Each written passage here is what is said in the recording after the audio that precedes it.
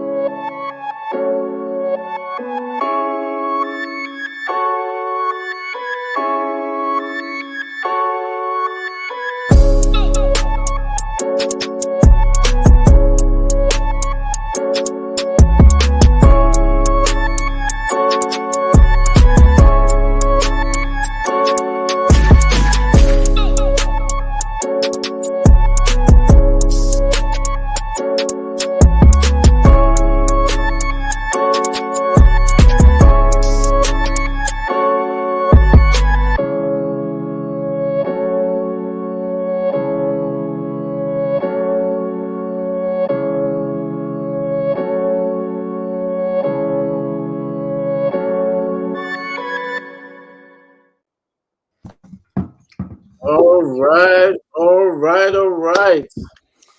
Big up to those viewers who are watching once again. Episode 12 of North London is ours. It's 3-1 for now. Mari, where are your mates, bro? Your channel. There's a wave that's coming from Unleash, and they will join. Waiting for Brother Asthmatic and Stel to jump on. So they will definitely be here. Yeah, 3-1. It's like I grew up in the streets of New York, man. So 3-1.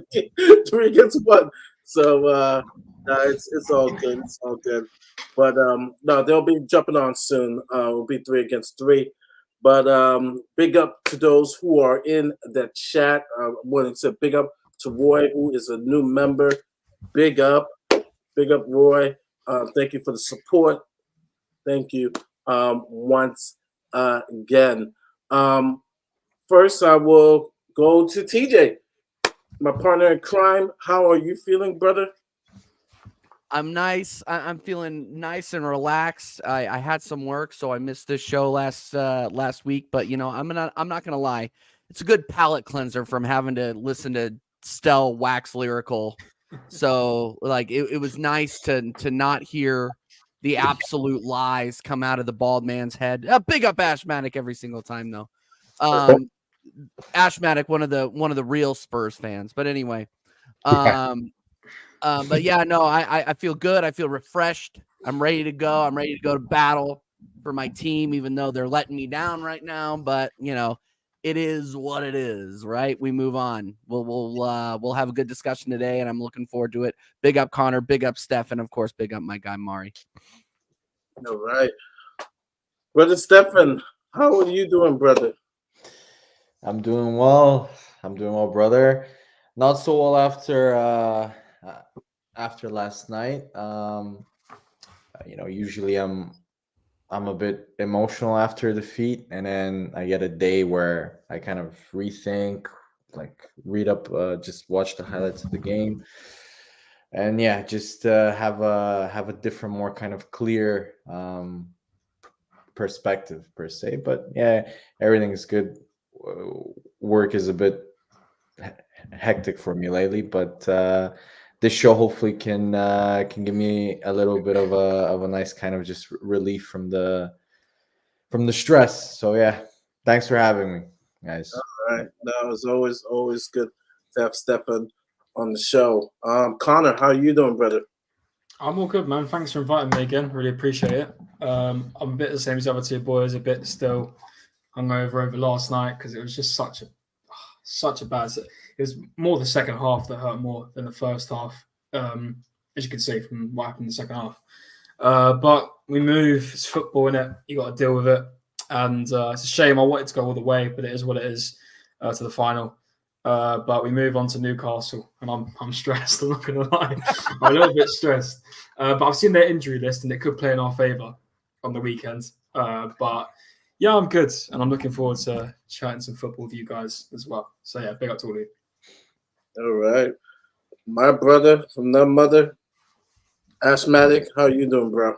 Yes, my broski. I'm blessed. It's good to see everyone up in the living rooms, in their bedrooms, in all types of rooms. It's crazy at the moment. Big up the chat as well. Shout yourselves up. It's not easy, man. Don't worry. We've been there, Spurs fans. We kind of felt that early exit in that Carling Cup. So I do understand the emotions. I get the sentiments, and my heart, my thoughts, and my prayers go out to you guys right now because it's kind of emotional. I can't lie, man. I remember it was so much positivity. Yeah, into the season, and then when we had the 9 changes, listen. Did you see our lineup? Ashmatic? Good Lord. I know the midfield was a bit. Because I was thinking about depth. Arsenal had depth. I don't know why in my head I had this whole idea that Arsenal had the depth. So I'm looking at the midfield. We'll get to that. Sorry. Yeah. Oh no, it's good. It's good. That's what we're gonna get to that.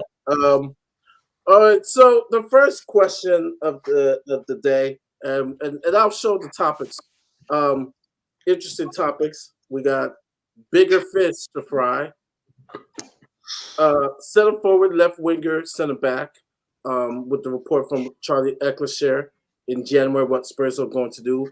Which one of the three we need the most? Arsenal's depth. And then the question we talked about last night, the Spurs fans boo or applause Poch. And then, of course, the preview of the weekend games. Bigger fish to fry. Actually, let me find my inner Don Robbie. We have bigger fish to fry. I watch the Chelsea channels, the Liverpool channels, Arsenal channels, and it's split, right? AFTV is more like, okay, yeah, we don't care about it. You listen to Summon Gunner and Lee Gunner. It's more like, who are we to disregard the Carabao Cup? We want to win this competition. And so I posed this question to the Arsenal fans because for me, yes, you won the FA Cup 3 or 4 years ago, but that was 3 or 4 years ago. All new players, they need to taste, right? Success, right? I was mad at Ange, right? The only blemish Ange had, the 9 players didn't try to win the Carabao Cup. Now Arsenal, City's not even there. It'll be nice to win a trophy, but they're out. Do you care? Is it split between the Arsenal fan base today? TJ, my co-partner in crime, go ahead. Yeah, it's split, but I don't know why. Like you think with a fan base who hasn't won anything in 4 years, and we would want to start with anything, outside of the preseason. I don't count Community Shields, but we have to get a winning mentality into this team. And who do we have on in the current squad right now who was on that FA Cup? It was on that FA Cup team. Was it just Martinelli and Saka? But they weren't big players. They weren't big players in it, but they were in the squad. They were in the photos. They were at least a part of it. They were at least a part of it. So it's one of those things where wouldn't it be advantageous for us to capture that winning mentality? I mean, I don't care how dare honestly, I'm just gonna go ahead and say it. How dare Mikel Arteta disrespect West Ham like that? How dare he? Because he played. West Ham arguably played their starting 11, with the exception. They completely played their starting 11. Yeah. Bar Mavropanos for Zuma. No, Bar Ward Prowse didn't start. Exactly. Mavropanos But he over he came on. Yeah, he came on. They played their and starting Zuma. 11, and we played our bench. Is what I'm saying. And Fabianski was in goal for Aero as well. Yeah. Fabianski's Apart from better. that, but it's practically a main team. It's the main teams. Yeah. So let me finish up here real quick, guys. I'll be super brief. How dare we play that midfield, that back line against that starting 11?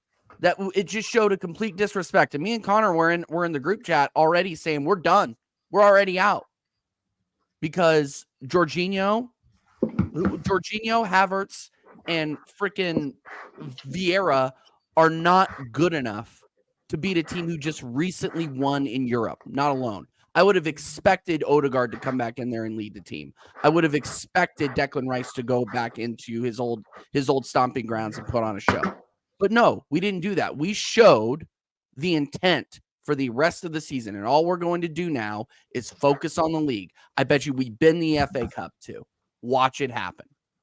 Because unless we're playing Oxford United, like with this bench, we're not going to win.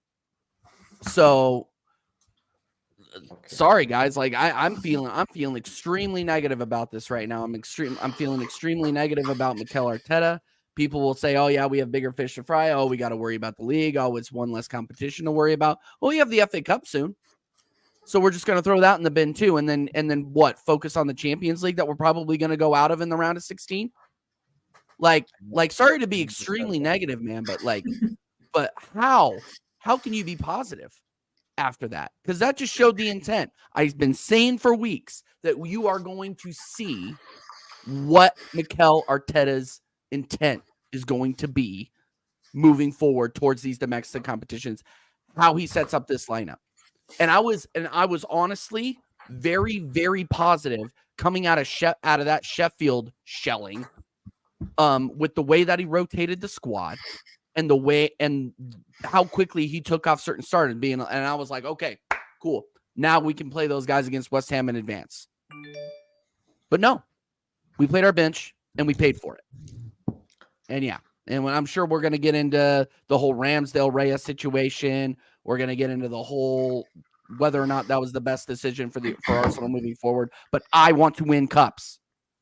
Mikel Arteta has to win something this season or I want him gone. It's that simple. And the one thing that I believe he really could have won this season, he just bent.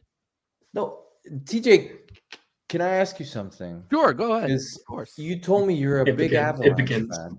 How can you talk like this when you're a big Avalanche fan? When you know what the Avalanche went through with their coach and how everybody was marginalizing what their coach was marginalizing all of the moves that your GM made, and you kept completely different sports, Stefan. You can't. It's the same thing. It is. It's exactly the same thing where you would have the best record in the regular season. You'd get to the second round of the playoffs, and somehow you would lose, even though you'd have a better team. And until you finally broke through, until all of the trades that your GM made suddenly looked really good, and your coach went from being a joke 5 or 4 years previously, where everybody was like, it was never a joke. Bednar was never a joke. It's a completely different thing, Stefan. We lost we were last place in the league, and you can't get relegated in the NHL. Yeah, we were last place in the league for 4 out of 5 years. We got 4 or 5 absolute studs. Yeah, you got, and then we traded at the end when it was necessary. Is Kroenke doing that with Arsenal? I guess we're going to see if we go out and get Ivan Toney, aren't we? He's not doing that with Arsenal. We are ready to win now, Stefan. That's the problem. We're ready to win now, and we don't have a striker. That's like saying so we're not ready. Then. Avalanche comparisons. We're not that's ready. Like Joe Sakic never played for us. That's like McKinnon never played for us. So it's just kind of like, what are we doing here? But there. This is what I mean. In order for you to break through, Joe Sakic made trades like getting the Russian guy from the Dallas Stars who nobody rated and who became one of the best two-way players in the Who, league. who are we bringing in like Valerie Nichushkin? Who, Right, in my these people in opinion, the chat probably have no idea who we're talking Yeah, about. you sound like, I'm like, just what? saying. I'm just Let's saying. not Who do we have? Who do we have that is that In my depth guy that opinion. we're going to sign? Who's going to come in and do a job? In my opinion, if you ask me, who had the same rep where everybody said he was a bust, he was a high draft pick that didn't work out from the Dallas Stars, but then turned out that everybody saw that he could be a really good player, that could be Kai Havertz, potential, because nobody rated him. Don't act like you rated How long are you going to give this guy, Stefan? Kai Havertz. Yes. As I told you, minimum 15 games. I'm not convinced, but Okay, I we're can't 11 say- in. Yeah, we're 11 in. Minimum, I said. Minimum 15 games. We're 11 in, and we Yeah, have So one zero. goal. Yeah, sorry, chat. Sorry, chat. We were making American type of Eastern European type. No, of I'm just, in terms of, because the Colorado Avalanche fans, they had to be patient. They saw what the team was. And in the same way, Arteta is very similar to Bednar, which he wasn't a high level coach, like in terms of a big name in the NHL. He won and you hired trophies him out in of the every blue. league he played in before he got to the NHL. Yes, He was but a he wasn't a proven high winner. level What is Arteta? NHL coach. He wasn't a high level NHL coach. He had no experience in the NHL as a head coach, did he? No, he didn't. Yeah, but he right? won at every other level that he played at. Stefan, Okay. Stefan, Okay. do you guys have bigger fish to fry? Oh, Jesus. That is the question. No, it's Do you fine. I mean, it's fine for Mari to take the piss when Spurs are already out of the cup. I get it for I'm just saying what Robbie said. no, it's fine, Mark. No, I get it. For Spurs fans, the League Cup is their Champions League because every season they hype themselves up like this is gonna be the year. This is gonna be under the 2008 where Hassam Ghali scores the winner again, and it never is for some reason. So I get it now that you're taking the piss as if, and Mari's like, you haven't won a trophy in 3-4 years. Like, guys, I get it if you're Chelsea, or Man United or Man City fans, but you're Spurs. Like, remember who you are. You haven't won a trophy in 15 years, and you're saying Arsenal needs to win. I don't need a history. I don't need a history teacher, right? I'm living in the now. We're going through an Ange era. Hit the path. Arteta, Ange era. This channel Jesus hates the Christ. past. This channel. You should change the tagline to Tottenham away. The past doesn't matter. The past doesn't matter. The present doesn't matter. What is the Future thing? good vibes matter. In the past, right?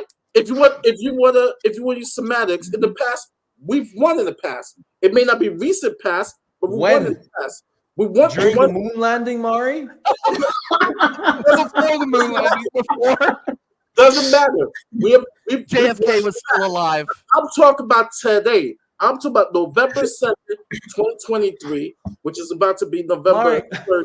Okay. I'm talking about now. Covered wagons were still a thing. And Lee Gunner brought up a good point, right? Most of these players are gone from your last FA Cup, right?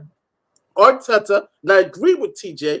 How does Arteta come in and not take this competition seriously, especially the League Cup? Yeah, the League Cup. If he wants to keep his job. I don't think we're going to participate in the Ben Cup. I really don't. It's a trophy. It's a trophy. And it's something that will build the confidence for you guys. I don't like your place. No, because here's another history lesson. When was the last time bigger fish to fry? You guys won the Premier League. I'm waiting. When was the last time? We're talking about you. When was the last? 2003. You were still in diapers. It's been 20 years. You were still in diapers. I was just born. Mari, you guys haven't won the league since the 1960s, Mari. So don't talk. I know that. But you guys haven't won.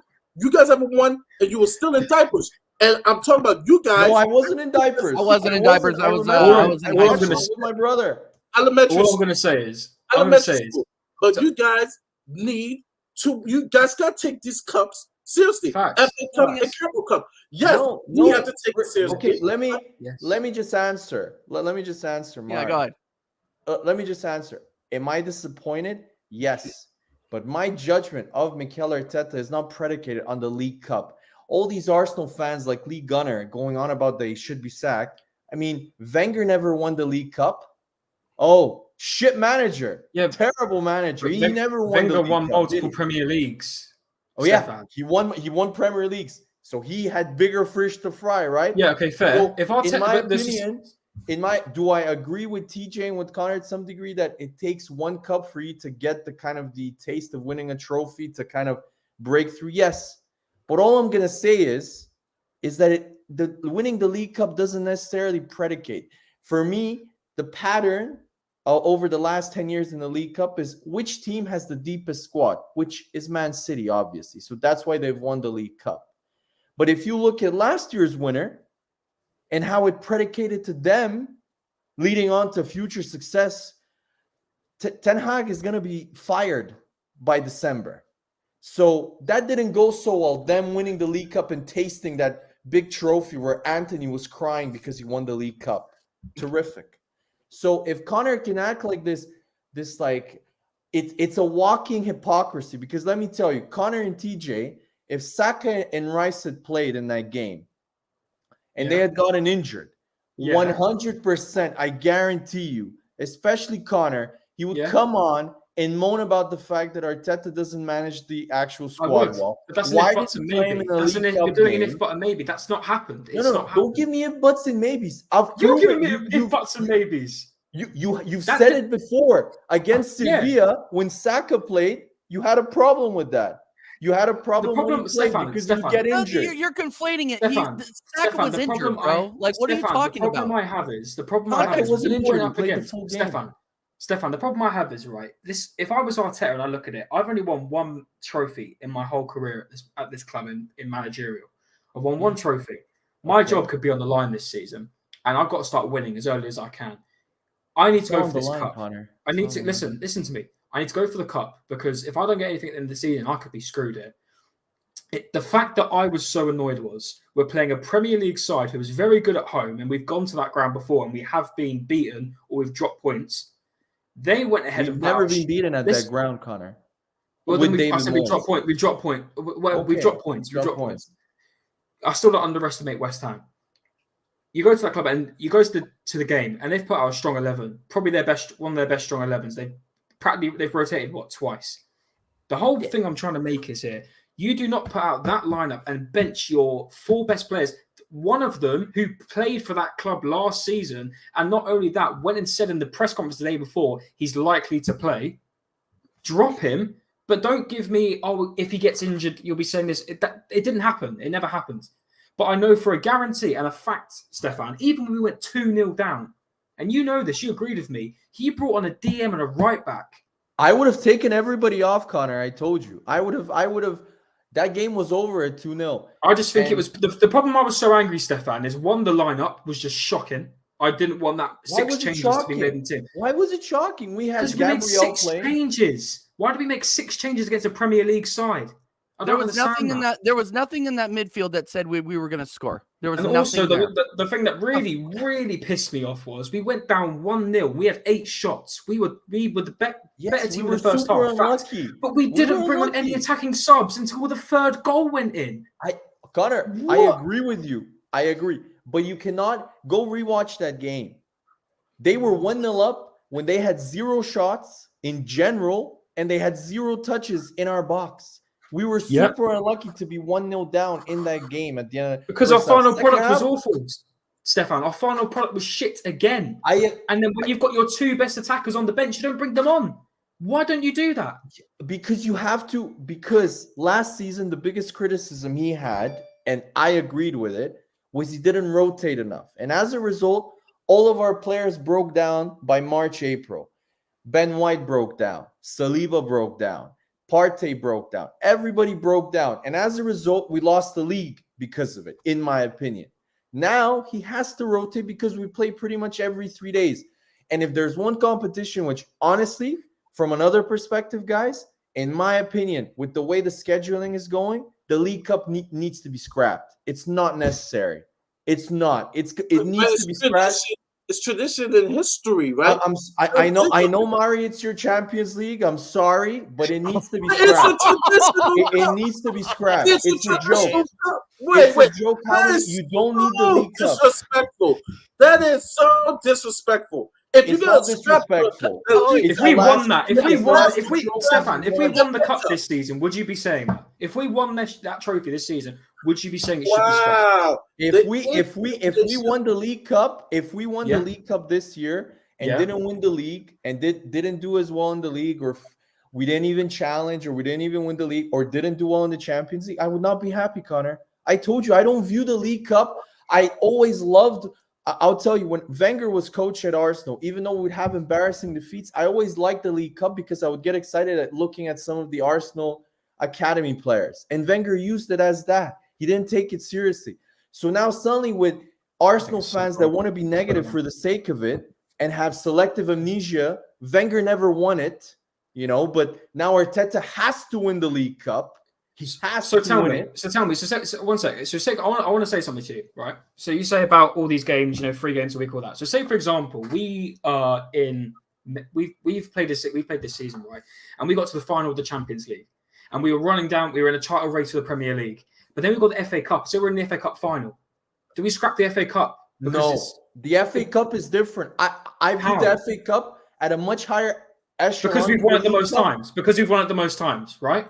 No, because the FA Cup is the oldest cup competition in the world. It's heritage. In my opinion, it should be considered. It's the main cup competition of the country. It should be considered a major trophy. Fair enough. But say, for example, like I said, if we get into a Premier League title race, we're in the Champions League knockout rounds all the way to the end, and then we've got FA Cup in the same. We're in the same amount of fixtures we are if we've got the Carabao Cup in September, October, November, December. So in that case, the Carabao Cup, the FA Cup should be scrapped as well. But because if it's too many games, it's really Man City won their first FA Cup in I think since 2017 last year. So it's not easy to maintain all of these competitions whilst being competitive in the league and in the Champions League. Am I disappointed about the League Cup? Yes, Connor, I am. I want us to go for it. When I looked at the Liverpool-Bournemouth game, they pretty much played with their starting team. They had they made less changes than us. I was gutted because I saw Man City were out, so I thought, but do I really give a shit as much as, let's say, if Arsenal lose to Newcastle at the weekend? See, if Arsenal lose to Newcastle at the weekend, then I'll be much more disappointed. Like, the League Cup to me is not the be all and end all of everything in terms of for Arteta, because in my opinion, if you look at the previous years of the actual League Cup, if it wasn't Man City that won that competition, it was the team that got the most favorable fixtures that won it. So Man United last year, they got pretty much all home games against shit teams, against championship level teams pretty much the whole time, and they were all home. So, and just go rewatch the game. West Ham had 3 shots on target and they scored 3 goals. Yeah, because they had their main attackers on the pitch. They had their shot shooters. I guarantee you, Stefan, we would have won that game if we had Martinelli and Saka on the pitch yesterday. We would have won that game. Okay, so look at the first half. Don't use if, buts, and maybes now. You give me shit for using if, buts, and maybes. This whole conversation is if, buts, and maybes. It's not what happened. Moved on. Bigger fish to fry. Connor, what do you got to say? Yeah, bigger fish to fry. I think it's a disgrace, personally, and we've just had to talk about it. I think it's a disgrace. At each competition in this, if you're in a tournament in this country, bar the community shield, because we all know that's just for charity. I mean, actual tournament, you should take it with the utmost seriousness. If a championship side was in the final, they would be treating it like a Champions League final. But you can say, because it's the championship. No, each team should take these games with the utmost respect. It is a trophy for your club in the country. Yeah. No words else to be spoken. It's this, it's that. It is a trophy. It is a tournament in this country. It should be taken with the most respect as the Premier League, the FA Cup, and all other major titles and honours. I guarantee you, there's, in Liga, and I can't remember them off the top of my head, but in Liga and the Liga and in the Bundesliga, they got the DFB Pokal. They got all this. They got but that's their FA Cup, Connor. That's not the League Cup. But they've got competitions in there which you could say aren't taken seriously. Every competition, in my opinion, just for me personally, I think it just should be taken with the utmost seriousness. And if we lose it, I hate the things of and I got really pissed off because there's that one Arsenal fan, the big channel, who I really respected a lot. But he said no one cares till the final. I'm thinking, how fucking dare you? It's a trophy in a tournament in this country. You should be taking it with the utmost seriousness and not just fling it off and say, "Oh, do you know what? We don't care. We don't care. It's only the cup." Because I guarantee you, Stefan, I guarantee at the end of the season, I guarantee you, when we win nothing at the end of the season, we'll be going back to this and saying, "Oh, we should have gone and won the Carabao Cup," Yes, and he will lose his job on it. What I'm going to be saying. Fuck, we should have won the League Cup. Yeah, It was Rio Ferdinand's argument last They'll year. be the one crying. They'll be the one crying when we don't win anything at the end of the season. They'll be the one crying. Because you don't get a trophy for finishing in second place, but at least you get silverware. As much as you disregard the Carling Cup, the Carabao Cup, the League Cup it's always been there, right? When I first heard of it, I didn't understand why. I get it. It's the FA Cup. Why is there a League Cup? But you know what? It's a tradition. It's an English tradition. They've had it. It's a competition. Great teams have won it. City has won it. Chelsea has won it. We have won it. You guys have won it in the past. So I don't know why you're disregarding it to suit your narrative. You know, I'm not disregarding it. You literally just said we should cancel it. Yes, we should scrap it on the basis. Yeah, we should scrap. In my opinion, I'm not disregarding winning the trophy while it's there. But in my opinion, you go to any other league. There's not another format of a League Cup in any other big league. Go and check.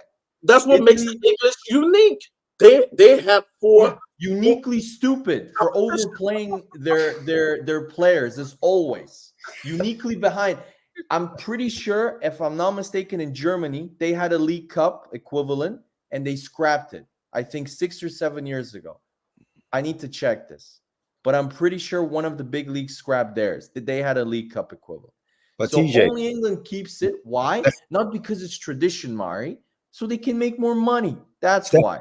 Stefan, don't you think as a club of young players especially, that when you're trying to install a winning mentality, lifting a trophy can help accelerate those chances of winning other trophies? Because these young kids, they haven't felt that.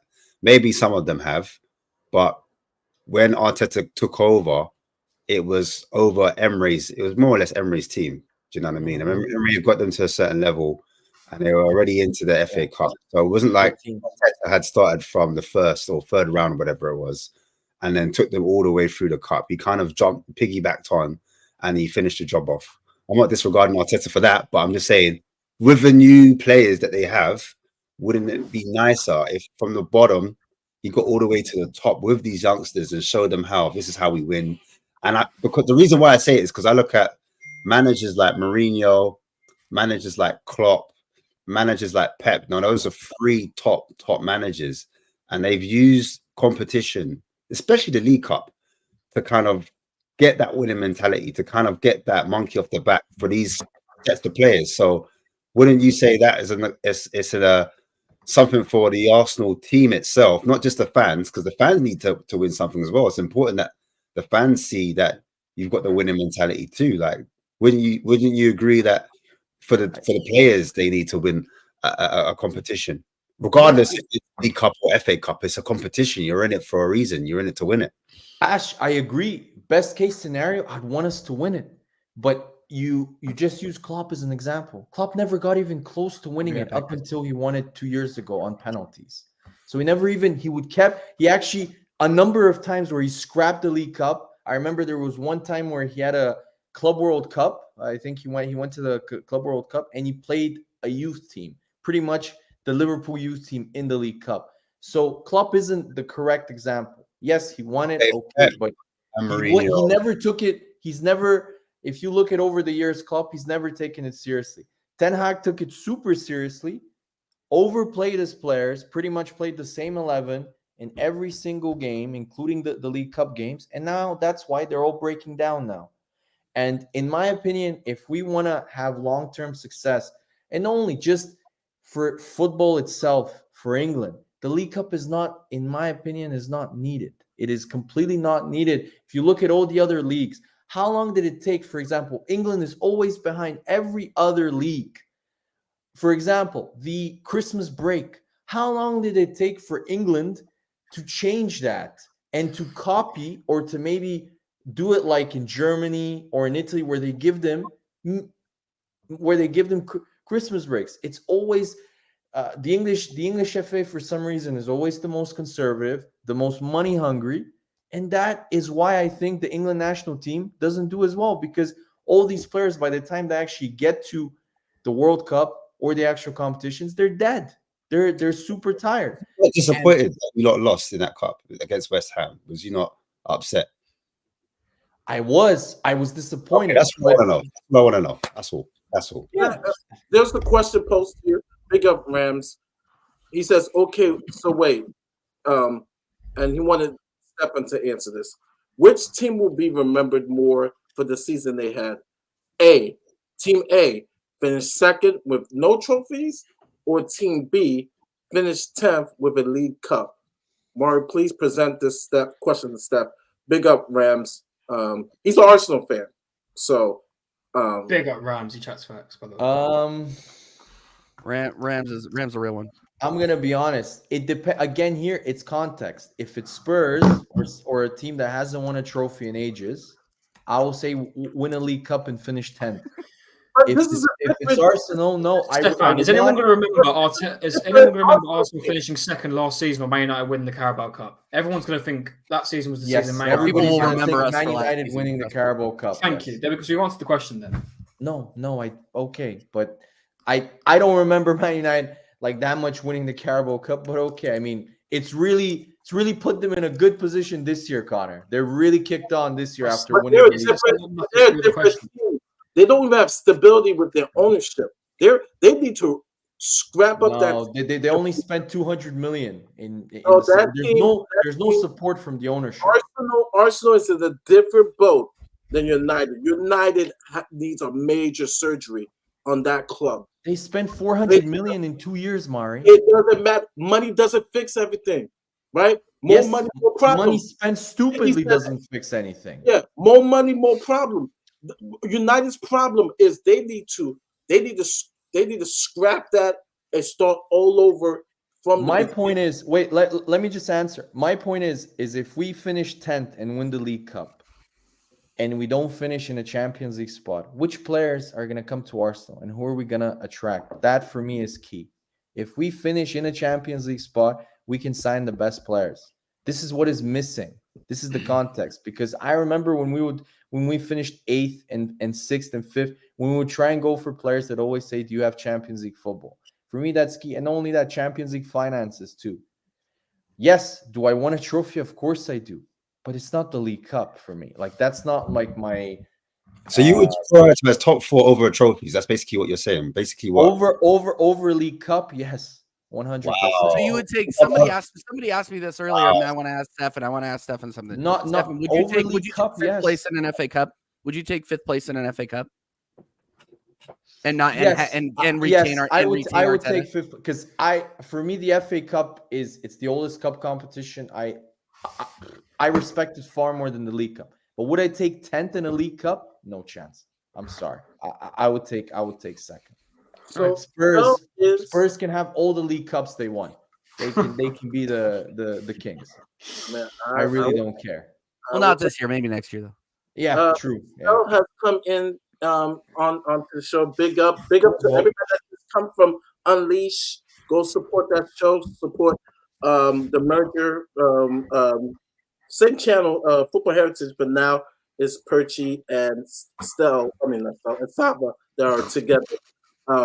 And so I've been removed from my channel. But yes, every Thursday at 8, Unleash. Check it out. Before you check us out. But I did my Don Robbie Bigger Fish to Fry, and you're coming in. And so, because people have mentioned in the chat, and Asthmatic mentioned, because I lost yesterday, and because of what was the objective for Arsenal, is it a hoax that Arsenal has depth? We'll start with you, Stel, because you just came in. Arsenal's depth, does it exist, or is it there's nothing wrong? Because, all right, there are some people who believe they should have won. They should have beat West Ham with that starting lineup they had yesterday. Yeah. Look, for me, I think Arsenal, absolute joke, man. Honestly, last night, all I was thinking is, what a joke. How can you sit there all season, Arsenal fans, telling us... Always objective. I spoke 5 seconds and he had to speak. 5 seconds and he triggered. So 5 seconds and he's gone. He's gone. That's all it took for me. Okay. I didn't even try to trigger you. Just continue your point. Stop commenting. You take over. Go on, Stefan. Continue your point. Let me know when I can speak without interrupting. Off you go. Go on. You can speak. You can speak now. Go. Right. These fans laughed at us because we went out of the cup to Fulham on penalties when we made 9 changes, and this team, after 4 years of investment, £700 million of squad depth, makes 6 changes, bring on all their big guns in the last half an hour, and get pumped by West Ham, and they have cheek to talk on Spurs 3 years into a project. I'm sorry. It was a farce last night, what I saw. They didn't even put up a fight. There he goes again. They didn't even put up a fight. The bullshit that you talk about. There you go. All you talk is shit. Triggered. I haven't finished my point. No, I'm not triggered. It's just on the ropes. It's like it's coming. Look out. I'm telling you, he gets his lines from Mean Girls. I'm telling you guys. He gets his lines from Mean Girls. Get personal. He talks like a high school girl. That's how you come back. Yeah. Get personal. Can't argue football. You're on the ropes. You're about to go over the top. Yes, because saying on the ropes in boxing is arguing football. Man, stop talking shit, man. You're the one talking about Mean Girls. You're the one bringing up personality, not me. You're bringing up boxing. You're bringing up boxing references to a football channel. What the because you don't let me finish my point. Look at you. I'm smiling. You look stressed. I'm smiling. Mari, we need to come up with a system to where we shut either one just or mute everyone. Mute everyone. The person that speaks should be able to speak. You should just mute everyone. Still coming from you. This is coming from the guy I had to bring out a timer for every time you interrupt somebody. Now you're triggered. Triggered. Look at this. One by one. I'm not triggered. I'm perfectly fine. You trigger everybody. I'm all right. Sel, you're making things up. Stop. Go ahead and finish your point. Thank you, TJ. Oh, this guy's funny, man. At the end of the day, all I heard was heat on Spurs 3 months into a project because we went out to Fulham when we made 9 changes. You guys go and do similar after 4 years of investment and you get pumped. For me, I'm sorry. Arteta absolutely cost you that game. If you want to be a big club, behave like a big club. You've got squad depth. There's only 2 teams in the league you could say have got squad depth. City and Arsenal. Go for it, man. That's the whole point of having squad depth, to go for City it. are out and Arsenal are out. And great point. They won the treble. You won nothing. And you won nothing for 15 years. We're talking about the project now. He can't do it. He can't do it. It's pointless. Don't let me speak because Stefan's going to have a heart attack on the stream, man. Don't let me speak. Go ahead, Sal. I muted them. No, I'm done. I can't be bothered. I'm done. Let Stefan talk shit. Off you go. No, I want Stel to tell me what it is to be a big club, because as a Spurs fan, he knows so much about that. Being such a big club that wins trophies every year, like Stel, the big club analyzer from his Spurs. Before I go to asthmatic about Arsenal's squad depth, so you're telling me that you cannot see, i.e., I use Real Madrid as an example. I cannot look at Real Madrid and say, wow, they got a squad. They got squad depth, right? Just because I'm a Spurs fan, I cannot use an example, City, and look at them, right? Because they're the gold standard, right? That's who everybody looks at. Arteta copies Pep, right? So I cannot be smart enough, intelligent enough to look at Man City and say, wow, they got squad depth, to then come in a debate and say, hey, look, Arsenal squad depth, I don't think it's that great, right? People cannot come to that point. That's what you're basically saying. Because we're Spurs, we cannot see what other teams are doing great. No, you can, Mari, because of the way you say it. The way Stel says it is he acts as if like he has this knowledge of what a big club is.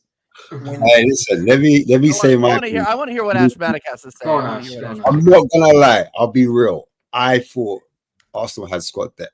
I'll be 100%. I said, I looked at it. I said, their bench, yeah, they got it. They've spent money. They spent the peas. But when you marry together a midfield of Juninho, Fabio Vieira, and Havertz, I can't lie, it stinks. It looked like an absolute howler not having Rice in the team. Arteta, what are you doing? Like, you're playing against your old team. Normally, you put a player that you previously bought from that previous club to play them, because normally what happens is that if they step up, they raise the level. But for some reason, he decided to make too many changes. He's like the Tinkerman, in my opinion. The Tinkerman. He's doing too many changes. And yes, Arsenal had chances, and yes, they had a lot of possession. But that's how West Ham play. West Ham will give up possession to then create higher chances. And what a goal! I must say, it was like a throwback to Shearer when my man scored that header, man. Benjamin White. Nice. Boom! I was like, yeah, I like the peroxide in the hair, the blonde look. For me, it's working for him. The peroxide must have gotten to his brain because he hasn't played well since he got that stupid haircut. Oh, come like it. How is he? Kudos. Whoopsie. See you later. I now know why Rice is in the squad. I get it. Like, he put it through Gabs' legs like a bad bee. His legs were open, like Ferrari. Boom, open doors. Put it in the corner. I said, hey. Kudos should have. I think Arsenal should have gone for Kudos personally. We that's the thing. That's the thing, Ash. We were going to go for him. We were literally going to go for that him. exact same thing on our match. Reese. But if I was an Arsenal fan, that's what I would have been looking Are you at. seriously Instead of like complaining? Havertz. I know you're a fan of Havertz, but I didn't mean. I'm just saying what I saw. It was a nice switch of play as well from West Ham. I think it was good because obviously people look at possession and how many chances you had, but it's not how many chances you have, it's the type of chances you have. And I thought West Ham created quality chances that they finished off. And that's West Ham for you. And yeah, third goal went in and game, match, set, done. And I feel like Arteta reacted too late to bring on those attacking options. And the game was already lost. I think at half time, if that goal goes in early, 2-0, surely you must think, all right, I need to change things up. I was a bit disrespectful to West Ham. Their Premier League team, let me kind of pattern up and bring some stronger players on to kind of see this game up. But yeah, it's mad. Like Stel said it already. Obviously, we were getting bantered for drawing against Fulham. At the end of the day, we did lose. I'll put my hands up on penalties. Thank you for admitting that. No, they didn't lose. We did lose. But obviously, Arsenal lost 3-1. So We did lose. Yes. In real time, in normal time. Doesn't matter. We're both Are you out. seriously comparing our losses to yours? Oh, gee. Yeah, Fulham. What? This is not a hill you want to die on, and we don't have time for that. No, it's like they even. We're talking about squad depth. Lost. We both talking about lost. squad depth. Squad Do depth. you know That's shit. Do you know what was interesting? Shit.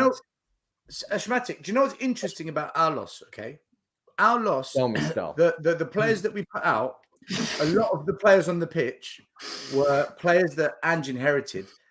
Nobody that he signed started. If you look at Arsenal yesterday, that midfield, Havertz, Vieira, and Jorginho, they're all Arteta signings. He brought them in. This is his players. So there is a big difference here as well. Okay, I just want to point out it's one game, huh? After the Man City game, where our depth made the actual difference in us winning the game, because let's be honest, those three. So it's one game where Arteta can look bad and we can look like we don't have depth. Against Man City, when we won the game, we looked like we had more depth than Man City because our subs changed the game. Where if you bring players on, then that's why I said I got tricked, because when you were bringing players on, I was like, oh yeah, them men have got depth. But then when they're starting together, I was like, oh yeah, it's awful. Yeah, it's a bit mad. And now Rice. The problem is we don't have depth. We have certain good players. We don't have, but that's the thing. It's so rare to find a team, multiple teams with depth nowadays. It's practically impossible. It really is impossible. Even City, when they lost Rodri, they lost 3 games. They lost in the League Cup. I mean, They you look at lost De Bruyne against not being Wolves. there, Stefan. Look, De Bruyne's not there, and you can see it is a different team. I think it is, unless you invest so correctly, and it is very rare. If you get every single, even if it's down to the £5 million signing, correct, it's very rare when you get very good depth. But Arsenal, what I believe, in terms of depth, we've got specifically certain good players. Doesn't make it depth, but we've got a couple that we can bring on that could change the game. But overall, I don't think we've got. But I think to get good depth, you need to do a whole other rebuild again. But we can't. But Connor, you spent the money. You spent 65 million on Havertz. He starts yesterday. Mikel Arteta, but Edu, Vinay. cannot- That's the answers I'm giving you, Stel. That's the answers I'm giving you. But you cannot, like, for example, if you look at City, right? City cannot sign. First of all, there's not a player of his caliber on the market in terms of Haaland, in terms of De Bruyne. They can sign someone close, but when they don't play, the level of City naturally goes down. It's the same with Arsenal's best players. When Saliba doesn't play, there's not another defender. Alvarez is 15 million pounds, Stefan. He's 45, 50 million pounds cheaper than Akanji was 20. Akanji was 20. He's a good defender. Stop going on about Havertz, man. You're obsessed. Because he started in the team that lost yesterday. You paid money for it. What do you talk about? Every time. George Graham, who played in the 70s. Even when he doesn't play, we can't talk about the past. Havertz, man. Who can we talk about? Exactly. So I'm talking about the present. Who can we talk about? But Havertz yesterday was not the worst player on the pitch. Everybody was crap, but he wasn't the worst player. You spent 65 million pounds on squad depth, and he offered nothing. What did you not make of Ramsdale's performance yesterday? He was awful. He was the worst player on the pitch, in my opinion. So here's the thing. So I hope this settles. I'm just going to say this now. I hope this settles the debate. Yeah. Thank you, TJ. All these people that are crying out for Aaron Ramsdale to come back after David Raya has very good. David Raya is what he's lost one game, and he hasn't lost in the league. And I'm done. So Arsenal fans, don't come to me with this. Oh, what about Ramsdale stuff? Nah. No, get him out. I made this point on TJ's channel yesterday. I made this point, and I said it's very well and good. And I do still think I don't think Ramsdale's a trash goalkeeper. There's many a moments he's played in an Arsenal shirt, and he's been very crucial for us. Of course, it's just unfortunate he had a bad game yesterday. But I want to say this: as much as I was actually quite happy with having the likes of Ray and Ramsdale in the team because it's two good goalkeepers. I know we had a really bad performance last night. I'm going to take that away. But I just looked at it and I thought, I know we only made the one change in Kivior in terms of defensively over Saliba. I know you can say Zinchenko, but you can see the way, if we kept flipping from Raya to Ramsdale, it's two different styles of play. Raya doesn't play as much out the back. I don't think he likes the pressure, as we've seen. Pressure towards him, he doesn't enjoy. He prefers going long or just anything coming short, he doesn't enjoy. Ramsdale likes that. He enjoys the pressure, but you can see how much it affects the team when he does that. Personally, from me last night, you can see it. And it's such a shame because I really do like him, but it's probably going to be his downfall and the reason he probably ends up leaving the club. Connor, can I ask you a question about Ramsdale? Okay, go on, bro. Last night's performance from him. Do you think that's in fact, all the Arsenal fans on the show? Do you think Ramsdale's performance yesterday is a combination of him being Arteta's fault? Listen, you can moan as much as you want. I was actually going to make a positive comment. But he can't handle it. He sees me. Stefan, let him ask the question, bro. Face and he's gone. Listen, I own you. Yeah, I own you. Still, don't say that. No, because it will set him off. Give me a break. We were almost there. Mean girls. All right. Okay, Rachel. What are you saying? You're the girl that I'm being mean to.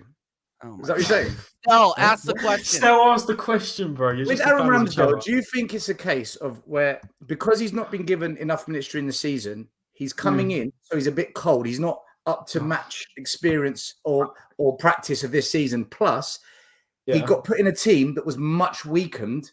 So therefore, he's under more pressure because he didn't have Saliba and Gabriel and Rice and the rest of the team that protects Raya. Do you think he was put in a difficult situation? Wait, fair. I can understand your point there. But at the end of the day, can't forget, he's in training every single week like the rest of them. He knows the system. And we're not, and this isn't like this is a brand new goalkeeper at the club. He has played dozens of games in an Arsenal shirt. It's not, and he's not even that, dozens of games in the Premier League, let alone Arsenal. So as much as I do really like Ramsdale, I'm making that very clear because I do like him. But it's inexcusable. There's no, he got cold feet. It's been one game in how many months? This and that. He's not up to sharpness. Bullshit. In that case, then any player that comes in after some amount, got to write them off. They're not good. They've only had one game. At the end of the day, he's had experience in this club. He needs to be doing better than that. He needs to be doing better. I just want to say to my Arsenal guys, have you guys noticed about Ramsdale that this is what I don't know, maybe it's just me. I know in the first 5 minutes what type of game Ramsdale is going to have based on the way he flaps his hands. If he starts to flap his hands in the first 5 to 10 minutes, he's having an awful game. Have you guys noticed this? Stefan, I know what type of game we're going to have when I see the team sheet. Stefan, I know what type of game we're going to have when we see the team sheet. But yesterday, the third goal, that was on him. I'm sorry. And second goal was on him. No, I would. You can even argue it's a bit harsh because if there was VAR, that would have been overruled in my opinion. But the first goal, he needs to command his area better. He needs to command it. It didn't help that his shirt got tugged on. I think the first, if you have VAR, that doesn't go through, but the other two. But it didn't matter. One thing I will say, because I will actually probably agree with Stel on this. Actually, I can understand the point of where maybe he was a bit nervous. You're thinking, right, I've got this guy on top of me right now, and I need my position back. If I want to if I want to stay here, I've got to fight for my position. Maybe that added bonus of pressure on, thinking, fuck, if I mess this up, if I completely fumble this, I am nowhere near that starting spot, which is now the case. So maybe there was that bit of added thing to it. But then again, from what we hear from Arteta, unless he's lying, which he does do sometimes, the relationship's fine and they're good in training. They're both competitive with each other. But last night, it didn't look like it. It looked like a very nervous guy who's barely played an Arsenal shirt and played in the system. And don't forget, the system he played last night, Ramsdale's done many a times, playing up the back. Just to add to that, sorry, just a real quick one. Go for it. As a keeper, isn't it all about confidence? Do you think bringing in Raya was a smart idea, but considering the season that Ramsdale had last season, did that make sense to you? I didn't think we needed a goalkeeper. Wasn't on my list of transfers. It wasn't on my list. That was very surprising when I saw that happening. It made me think, right, either something's happened in the dressing room where Arteta hasn't got on him with him, and it's another Aubameyang Tierney situation. No, Stefan, hear me out.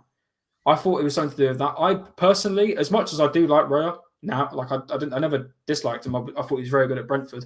I was like, okay, I'll take the signing, but I thought we should have gone for a left back. If we're getting rid of a left back, we surely needed another one. But then again, you're going to look at it. Tommy Esser can play left back. Timber can play left back, apparently. So you can look at that. But it just wasn't a priority. And you can see, especially if it's due to the performance last night, it has messed him up a bit. And now I'm worried. We can't keep saying this about Ramsdale, though, which is this is the problem with him. And the reason why I think Arteta went for a keeper, he goes through these highs and he has an amazing performance against Liverpool, like against Spurs away, where he was insane. And then he has these absolute brain farts, and it's usually at home, and it's usually against the lower ranked teams. And Arteta is seen. And the other thing that I've noticed, guys, about him, which I really don't like, is you can feel the team through him. If the team is nervous, he starts to kick the ball away and pile on pressure onto the actual team with us losing the ball. That is, in my opinion, the major difference. And if you watch his positioning on the pitch, where David Raya is and where he is, it's completely night and day. He is far deeper into the goal. Raya almost plays like a third center back.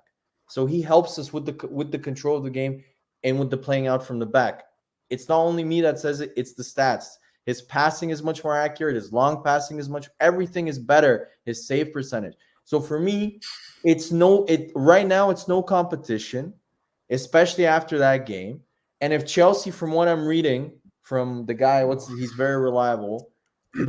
Alex Crook is saying that Chelsea are willing to pay 55 to 60 million. Go for it, guys. Which, to be fair, Stefan, you actually said you want the money for, and everyone disagreed with you. I always told you. If it helps fun for Tony. No, hold on. I'm going to say something because I got interrupted like 3 or 4 times. Look, at the end of the day, you can see the difference in the composure when you see Ramsdale versus Raya. You can see it. As soon as we conceded, you saw the confidence absolutely drain out of Ramsdale's face.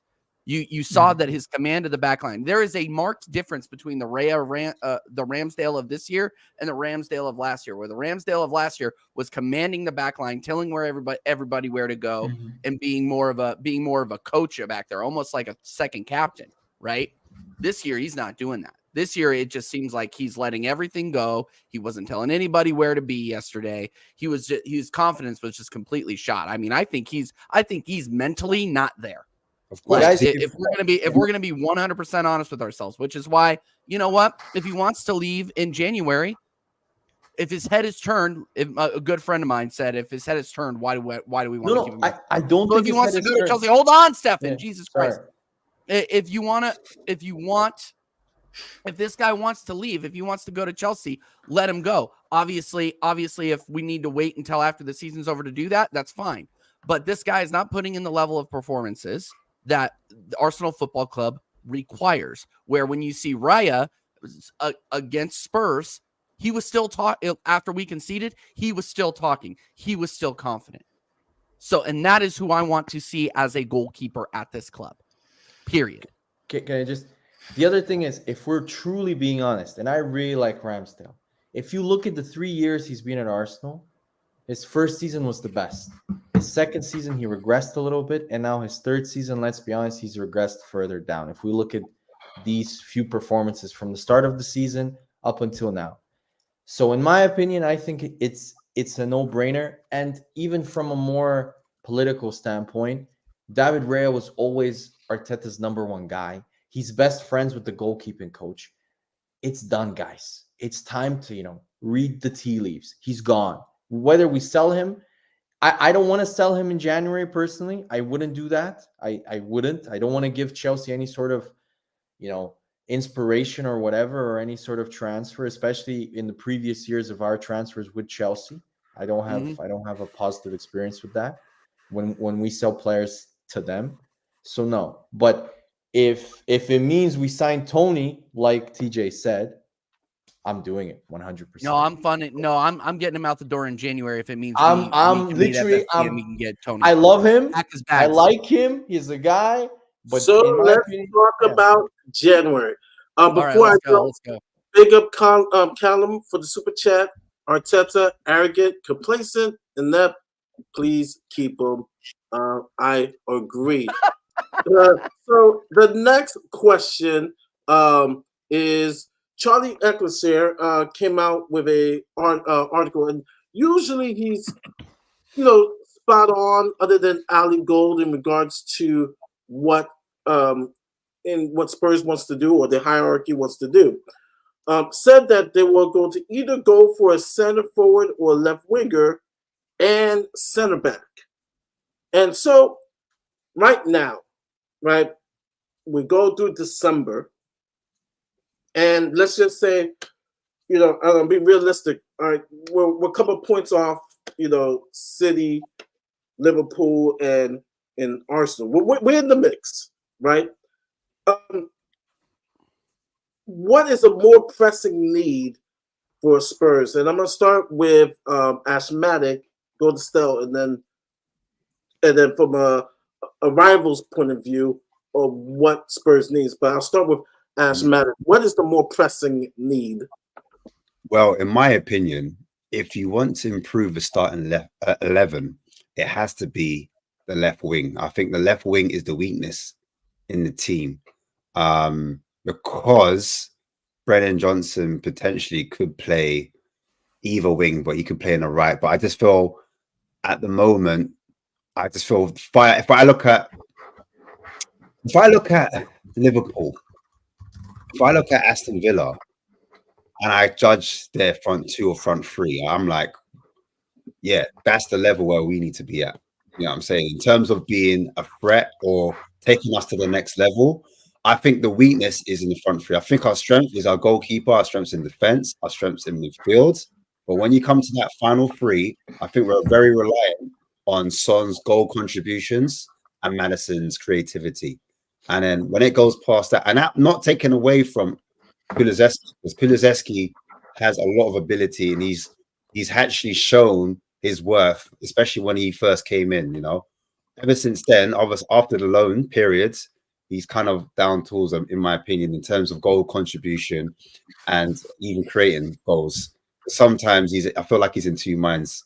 However, if I'm looking at Aston Villa, I look at Watkins, I look at the RB, and I'm like, wow, I'm scared. And they're tearing teams apart. I don't know if anyone else thinks different, but I think Villa look like a problem in that front period. They are a big problem. I agree. Yeah. I look at Liverpool and I say, wow, like Diaz is missing. But guess what? They still got Nunes. They still got Salah. Salah for me is a problem. Like I look at Salah. It's hilarious. It's hilarious for us to come in here and talk the big one and 1 and 2. But how long is that going to last respectively for either of us with those two teams lurking and Man City half injured as well? Man City, exactly. Man City or Man City. I don't even need to mention. Dude, Liverpool, Villa, guys. Sorry, Villa, I don't know. Really good. And I get the stress of losing a Van der Ven or a Romero, because if we lose that, we're done in it. So if I'm talking about depth and just covering, then I'd say centre back. But I think with Son playing in this form, he's clinical. Is the most. I think him playing that number 9 role is going to kind of preserve his career, because he's not going to have to do what he's doing on that left wing, like running behind as well. It's just a different position, in my opinion. If he plays a 9, he kind of saves himself in that position. So if another striker comes in, do we put Son back on the left wing? Then it's like another question mark. Is Son as effective on that left wing? I'm talking about goal contribution. I'm not talking about assists. Is he as effective on that left wing as he was in the past? I know he had one stinker. We shouldn't judge him off one season not being right on that left-hand side because he had an injury, blah, blah, blah. But he just doesn't look like the same player or the same Son of old on that wing. For me, he stays as a number 9. But if another 9 comes in and he's a top quality number 9 as well, do we start another 9 and push Son out? Like, I don't know. There's too many questions for me for that striker position. So for me, I know it was a long-winded answer, but for me, left wing, I would say left wing. Really? Okay. Left wing. Still,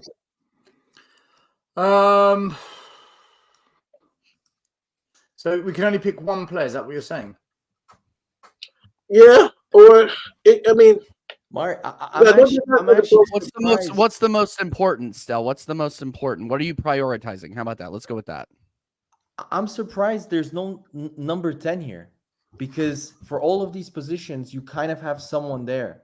But for Madison, there's no replacement whatsoever. it was based on Charlie Ecklisher's article. I'm sure it's reliable, but I'm surprised Spurs aren't looking at a potential creative mid. I agree with you. I know Son's getting your goals, right? And I know you haven't spent the Kane money. I don't believe you haven't spent the Kane money. I don't think you have. You have, yeah. You need a striker. They did on the new hotel. They did on the new hotel that they're building down there. I know. Sorry, I know Mari wants to get into us a bit later, but I just want to quickly say, I think you guys are going for a striker. I know it's so difficult now because the market finding strikers who are available is practically impossible, and I don't want to take Ivan Toney. But I think you guys just need that talisman again, just like that Harry Kane, guaranteed goals. I know Son's been getting you your goals, don't get me wrong, but Son's, I don't want to say it and trigger all these Spurs fans who are sentimental, but Son is realistically coming to the end of his tenure now. He's getting on now. Eventually, you're going to need a younger, fresher. And I know you're speaking about left winger. I just think you need that talisman, just that Harry Kane again for another 10 years. But I don't know where the hell. Harry Kane isn't easy to find. That's what I mean. But I think they need that. And 100 mil for Tony. I'm sorry. If we win the league with Tony, I'm paying that. They're saying 100 mil, but everybody knows his contract runs out in 18 months. So they know they're not gonna get. They're gonna get 60 to 70 mil probably. I would say about 80. To be honest, I like the wing options, the forward line. Like Ange wants.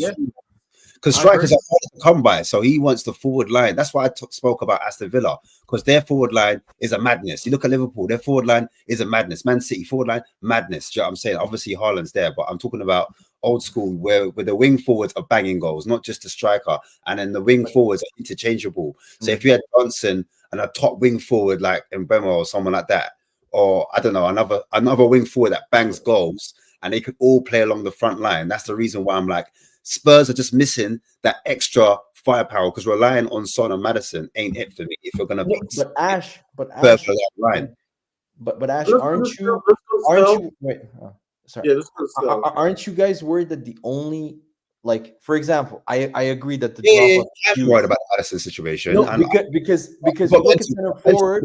kind of create, but it's not as a. I get what you're saying. I get what you're saying. No, but not only create. You look at center forward. I know he's crap, but you still have Richarlison who can play there. You still have Velise potentially if there's an injury crisis. You look at left wing. You have Johnson who can play there. You have other players. Richarlison can also play. The only position where you literally do not have a player, like if he gets injured, you do not have a natural player that can slot into that position, is Madison. So I'm surprised that a number 10 here, don't get me wrong, going from Romero and from Van de Ven to Dyer is terrible. It's kind of like we had last season with Saliba and Hall, but you still have an option. With Madison, who are you going to play if he gets injured? Has to be Bentancur. Bentancur has to come in. But he's not a number 10. He's not He's creative. not, but he can get goals. He can create. Do you know what I'm saying? So I just feel like, from a Spurs perspective, our midfield is our strongest hub. Like, that's where we've got the most competition, the most places that we rotate.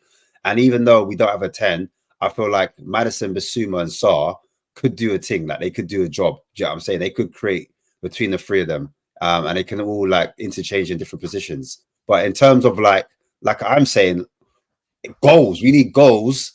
And I don't want to rely on Son just banging goals. I want goals all over that front three. I just feel like I do concede that Johnson can play on the left wing and he's been doing well.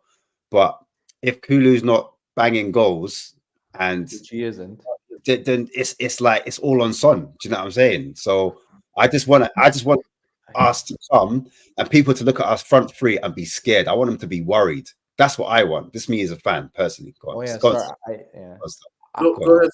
I forgot Yeah, about Go on, Lo Celso.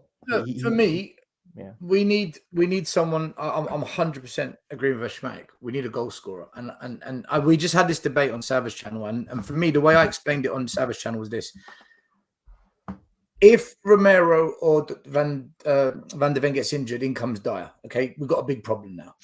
So we're depending on the current forwards to bail us out should the defenders concede goals. We're now looking at the attack to score goals.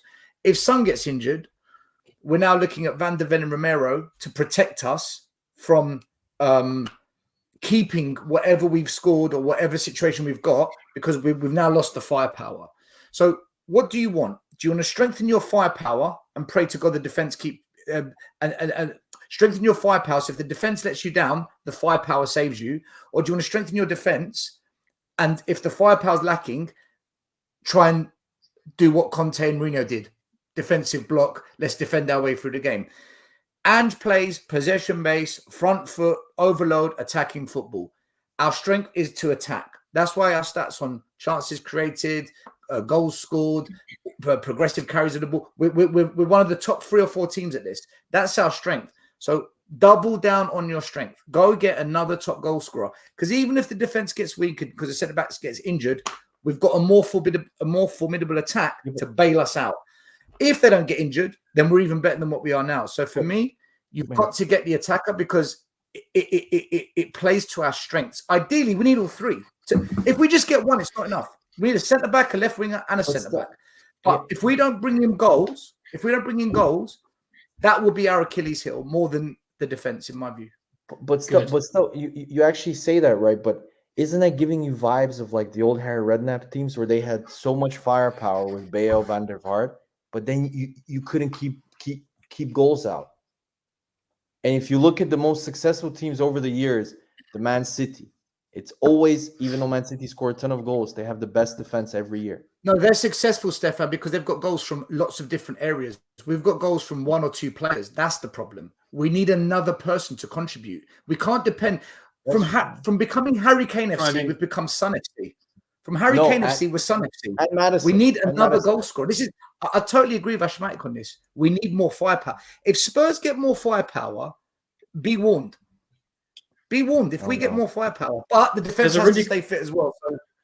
So There's a really good young English striker. Well, not young, sort of. Oh, I know mid-late. this guy too. I know this guy too. Yeah, what's his name? Yeah, No, it's just, Eddie- your Eddie defense is in Nketiah. trouble because Nketiah Yeah, listen, if you want is in the Nketiah, room. he is Eddie, yours. yeah? You can have You him. wanna tell us You George, can you have can have Eddie. him. Yeah, you can have Eddie. listen, He just Ste- scored. He Stefan, just you- banged 3 against Sheffield. He just banged 3 against Sheffield. Yeah, that's what you need. Have him. You need goals, don't you? He no, goals. you're right. You can keep him. Listen, Stefan, you said Jesus, man. Eddie Nketiah. If you said earlier, like about 5 minutes ago, Stefan, worst case if Son gets injured, we still got Richarlison. Richarlison is an absolute waste of time. I He's agree. ridiculous still an waste of option. money. He doesn't belong at the club. He's not an option. It's like having 10 men. It's like having 10. Look at this guy. It's like having 10 men on the pitch. Right. As soon as I see Eric Dyer, Ben Davies, Richarlison, the drop off is massive. Yeah, but still, you still have. I get it. I totally get you. They're He terrible. offers nothing, though, Stefan. But Madison, you you have nobody for Madison. You have to pigeonhole somebody. You into say the that, right? Madison Okay, you position. say that, right? Let me debunk this a bit. Under Conte, regardless of our results, well, even though he kept us 4th 2 years in a row, we scored goals under Conte. It's a myth. We scored goals under Conte without Maddison. Benton Core was doing the business. Kulu was doing the business. The issue we've got now is the way we play, Maddison is so involved that all the spotlight's on him. Benton Core coming back, give him time. He will begin to contribute as well. Once he gets back to full fitness, we can right now, the way we play, yes, Maddison's the man. But we've scored goals without him. So I don't think he's the priority to replace. The goal scorer is a problem, though. We have nobody else that can score goals. But still, if you look at nobody the scores. system, no, I agree. The centre backs have scored more than Kulu and Richarlison. The centre backs. Yeah, but if you look at your system, the way you play, because you're saying Bentancur can contribute with goals, I don't think he will contribute in the system that Ange No, plays. to because creativity, Stefan. To creativity. You're not talking goals. You're not talking. Oh, okay. No. I'm saying we need firepower. You're talking about Maddison, who's more of a creator. Maddison's more of a creator in my eyes. He's not only a creator. He builds up your play. He progresses the ball like in your midfield. Bentancur did that for us. Bentancur did this for us. He was more of a run. He broke up play and ran really well with the ball and stuff. Like he wasn't they're different types of player. Maddison's more of a dribbler. Maddison's got dribbling ability. He can spin a man. He can turn. He can twist. He can He can do a step over, beat a man. Bentancur, though, technically is on point. He can cut teams open. They're different players. I'd rather have Maddison in that forward role, but we did it with Bentancur. The only one who I think can be good in that position is maybe Brian Hill. That's the only one that he's done nothing at Spurs, man. That guy's done nothing. I don't know. But he seems more suited to the position, the way you guys play it. I get what you're saying. In terms of the winger, just hugging the whip. No, kind of nifty, kind of technical.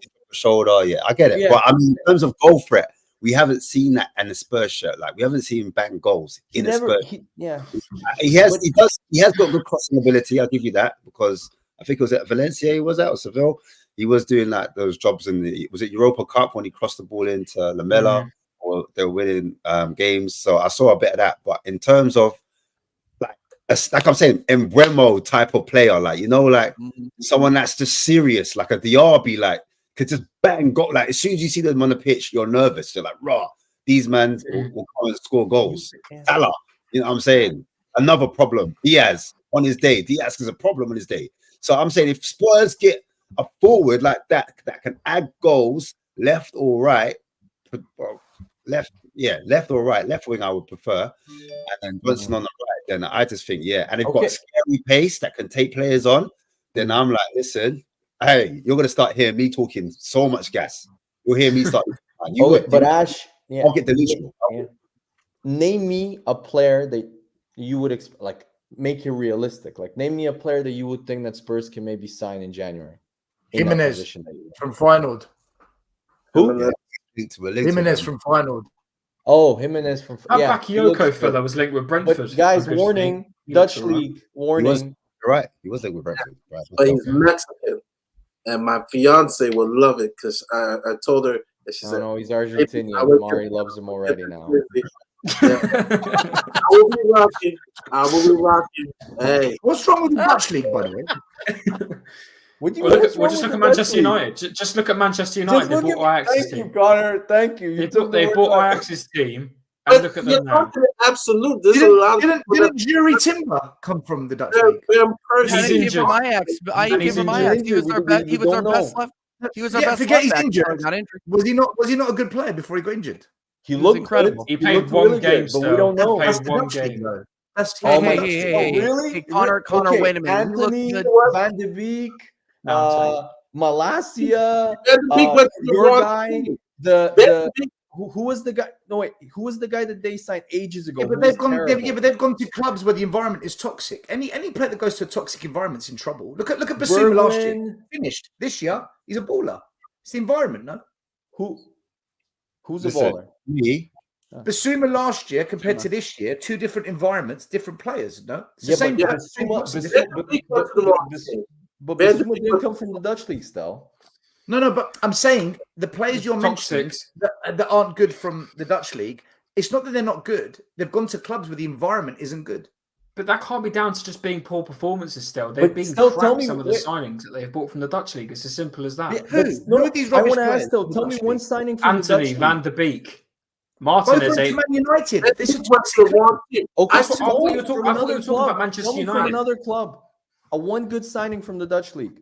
I don't know the Dutch players that have been signed to the Premier League. The only one that I can think of who's done Gakpo, Cody, really well. Cody Gakpo. He's looking all right. He's looking lost good. That's what I mean. You He's said a- one good player, Cody Gakpo. He's a good I think- player. He's a good I think player. Xavi He's a good Simons player, looks but- all right when he was on loan there last season. But mate, So- let's The be Dutch, honest. the Dutch league players are good. They've just got to go to the right club. That's all. They just gotta The go to the only right one that I club. can think of this season is Alvarez for West Ham. That's the only one that I can say yes. He looked he's great, transitioned and he really looked well. really good yesterday too. Yeah. Like he is a star for the Mexican national team as well. Yeah, 'cause the Jimenez Mexican is national very team suck at the moment. Yeah, I Yeah. know, but he's the best of a bad bunch, and that's still very good. And if you look, Yeah, if you it's look like at Very it, good. What do you want from me? He if- played, no, and, if you- and he played in for West Ham. And also to comment on Timber though, by the way, I think that he was going to be one of the best left backs in the league I if he agree. had not gotten He injured. looked I amazing. really I can't do. lie, I no, stick by that. I can't He lie looked- to he you. I was looked just so trying to good at not let preseason. Stale have his point correct. I'm not going to lie. I was Well- going to quickly say if Oh, cheers, brother. Thank you. Cheers, mate. no worries, man. I was quickly going to say, we talk about this point here, Mari, about you guys looking for a centre forward, a left winger, and a centre back. Just look at Man City. Look at West Ham. Look how well they invested and brought 3 or 4 quality players in for just under 100 mil. If you do it correctly and do the right scouting, you could get all 3. But I Connor, we think- did that in the summer. Spurs Yeah, for yeah. me, Connor, Spurs West had Ham are the best window ninth. we've had ever under Daniel Levy. I've never known a window that good under this owner. Yeah. And now you got 100 million plus to spend, so you could go ahead and do it again if you really wanted to. But would If you they go can ahead and repeat- do it? If would they can anyone repeat- take as Nah. a striker Vlahovic or Yes, Nah, I would. think he's Yes, I think he's overrated. I I think he's would. overrated, bro. I think he's he's overrated. overrated. What team like he goes to? Because Vlahovic, I said it, still can say it. When he went to Juventus, I said that's Bad where move. careers die. Like Allegri is horrible. Allegri is the Italian Thomas Tuchel. He is kills horrible. attacking players. Federico kills us. Chiesa, if he stays healthy, is available. Fabrizio Romano says that they linked up to Spurs. Thomas Tuchel. They're the same. They're the same. Yeah, Federico Chiesa and Vlahovic will be an awesome signing for any other team if they go to the right wicked as well. because Allegri is take it? scoring All I was careers. thinking. My mates in Young Italy, players' And careers. Spinazzola. he Spinazzola's just top as well. scores careers. And right now, Vlahovic needs to go. Vlahovic will be good at Spurs. He'll be good at Arsenal. He would be Because sick at Arsenal. He would be But- crazy at Arsenal. playing for the wrong team, that is Juventus. Allegri, they're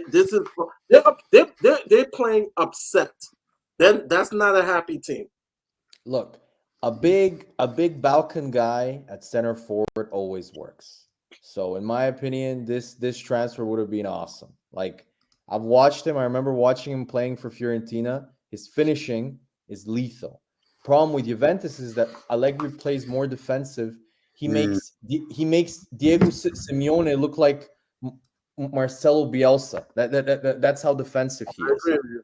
So and he's ruined. If you read the reports about Juventus, every single young player wants to leave. Chiesa wanted to leave in the summer. Juventus didn't allow it.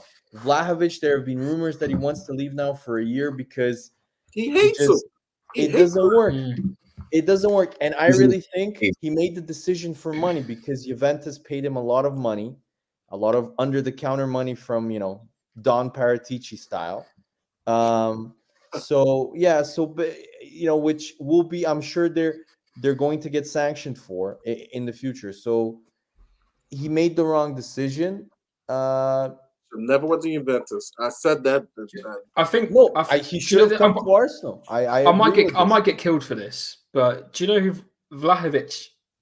If he made a move to the Prem, it gives me a bit of. Do you guys remember? Oh, this guy's such a fraud, man. Do you guys remember Luka Jovic? Played for Frankfurt. Absolutely killed it. Was one of the young prospects. Yeah. Everyone was in for him. Yeah, he went to Real Madrid, and then it just absolutely fell apart. Maybe because I think they're the same nationality. I don't know why, but it just sort of gives me that. Yeah. Just sort of gives me that little vibe. If Vlahovic goes to a Premier League team, it might go downhill. Let me because I remember saying that he went to the wrong team in Real Madrid because Real Madrid, like you have to understand this. Barcelona unearths young talent. Real Madrid gets ready-made talent, right? You don't ever hear about Real Madrid's academy or like development. You look at all their legends, right? Sergio Ramos to Gareth Bale to Ronaldo, like they buy these players ready-made. Like that's not true, Mari. That's not overall true. They bought Higuain. Real Madrid. It's rare that Real Madrid, if someone comes with their system, they have to always buy those players. And when Jovic, I said when he went to Real Madrid, I was like, his career is not going to be the same. It's the same thing I said about Isco. Isco was a bigger star than his previous team before he went to Real Madrid. He was good for Real Madrid, but he was for me a star prior he went to Real Madrid. Guys, you're missing the because you're. I'm gonna sound like an asshole because you're not from the Balkans, so you don't get Luka Jovic was supremely talented, and if you watched his time at Frankfurt, he was insane. The problem with Luka Jovic is like a lot of Balkan players here, he likes to party. He's not the most professional, and so when he moved to Real Madrid, there were stories of how in between games he'd travel back to Belgrade, party it up with some Serbian porn star, and then go back to play around. So he wasn't very serious. What a life, man! What a life! Amazing. Still pretty awesome to me. I don't know, but that's why Luka Jovic didn't work out. Not because he was bad or he was a fraud. He wasn't, because that season at Frankfurt when he played together with Andres Silva, they were insane. They were insane together. He was, and that's why Real Madrid paid 50-60 million. I don't remember, because Real Madrid scouting, when it comes to young players, they're really good. So, he just wasn't professional, and that's what happens. And he kept getting injuries, and most importantly, he was overweight. So yeah, that's why he didn't work out. He's a super talented player. Let's get to the last question of the day, the last 30 minutes, because we're close to our goal under 2 hours. Spurs, Chelsea, Newcastle, Arsenal. Spurs, Chelsea. We talked about this last night. The banner was, how is the reception going to be? That's the big elephant in the room. Do the Spurs fans boo or applause Poch? And so that plays a part in the Spurs Chelsea game. The Newcastle Arsenal game, how does Arsenal bounce back? Newcastle, they're at home. Newcastle at home is totally different on the road. But then, me personally, for some reason, I don't trust Newcastle, even at home. I just don't know why. But I'll start with Ash. Spurs Chelsea. How's the reception? What do you think is going to be the reception for Poch? And how do you think the game's going to turn out? It's an interesting one. Like, I just don't know if it's going to be a massive opportunity. Like, it's not like they're going to say, and here's Mauricio Pochettino. They're not going to. He's magic. Imagine they announce them. It's magic. Then that would be dumb. Like, why would you do that? Do you know what I'm saying? I think obviously the players are going to come out, managers come out, whatever, and I think then the whistle kicks off. You know, that's it. Literally, the game kicks off. But I think maybe towards the end of the game, then or during the game, the fans will start talking about Mauricio. They'll start singing songs, blah blah blah. I think that's when it will happen. Maybe we might get a few boos if Chelsea score. Then I think then they might start booing. But I don't know if it's going to be an actual opportunity for that to happen. Maybe at the end of the game, but I don't know. How do I see this game going? I think it's not as straightforward as I think it's going to be, or a lot of Spurs fans think it's going to be, because Chelsea aren't playing too well. Spurs are playing better, but I just feel like it is like Arsenal is hated rivals, but Chelsea, it's unhuman. Don't your guys' fan bases just absolutely hate each other? Like, everybody hates Chelsea. Everybody. Hates Chelsea. For my age personally, the battle at the bridge when what's his name? For me personally, battle at the bridge is when the feud really started. But before that, a lot of the older fans don't really see Chelsea as deeper. That's for me personally, because I'm only 20. So when I saw the battle at the bridge, I thought, can I just add something to this? Right, the history between Spurs hate Arsenal for the club that they are, but the fans of Spurs hate the fans of Chelsea far more. We actually have a silent respect for Arsenal. We actually have a silent respect for Arsenal in terms of they've done things the right way, and we've got a turf war with Arsenal. With Chelsea, they're the reason we're called the Yids, because they used to have a racist connotation against the Spurs. Always been right wing. So there's a racial spin in this, and then at the rife of hooliganism in the 80s, Spurs and Chelsea were diabolical. Like, listen, when I was growing up, it was the skinheads and the Dr. Martens, like around like Chelsea, Fulham. I remember I had lots of friends around that way, so it was peak for man, like around those pubs. But we used to get chased out by the skinheads, and they're all from Chelsea. Those guys flash. The racists, you see it in the movies as well. Like, The scum. No, if you guys, in America, that's what we thought. Chelsea was, the racist club, right? And Arsenal, they are rivals, but we respect them. They're diverse, what's right. But Chelsea, they snobbish, entitled, racist. The thing is, I've heard a lot of Spurs fans say they're not gonna boo them, boo Poch, because really? Poch done a lot. Really? Yeah. Poch has done a lot for the club. Like, Poch, and also remember, it's not like Spurs hollered at Poch and then Poch was like, "Rah, boom, you know what? I'm gonna go Chelsea because Chelsea gonna back me more." We didn't pick up the phone at all. Like, poor Poch was probably waiting by the phone. Has he called yet? Has she called yet? Do you know what I'm saying? Like a bad bee, you're chasing after a gal, and then they just never call. You know what I'm saying? Then there's another girl saying, "Rah, I'm going to spend money on you. If you want a BBL, if you want a hair transplant, I'll get that done for you. I'll spend money on you. Like, you know what I mean? I'll suck your dick." But like, Tottenham didn't even do that. Tottenham won't even like. Ash, but that girl is like the most hated person in your high school for your ex-girlfriend. Yes. But in the chat. You know what? I think it would have been worse if he went to Arsenal. Like, if it was an Arsenal team, I think that's what.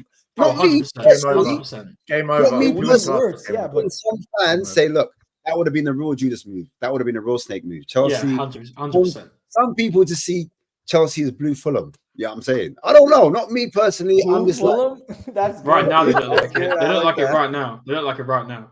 100%. Yeah, do you know what I'm saying? So they're actually long may it continue. They're worse than Fulham. Yeah, they are.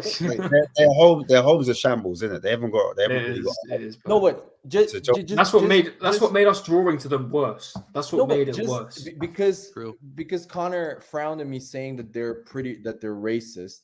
If you look at the racial incidents at stadiums and with fans, when it comes to British fans, it's usually one club, and it's Chelsea.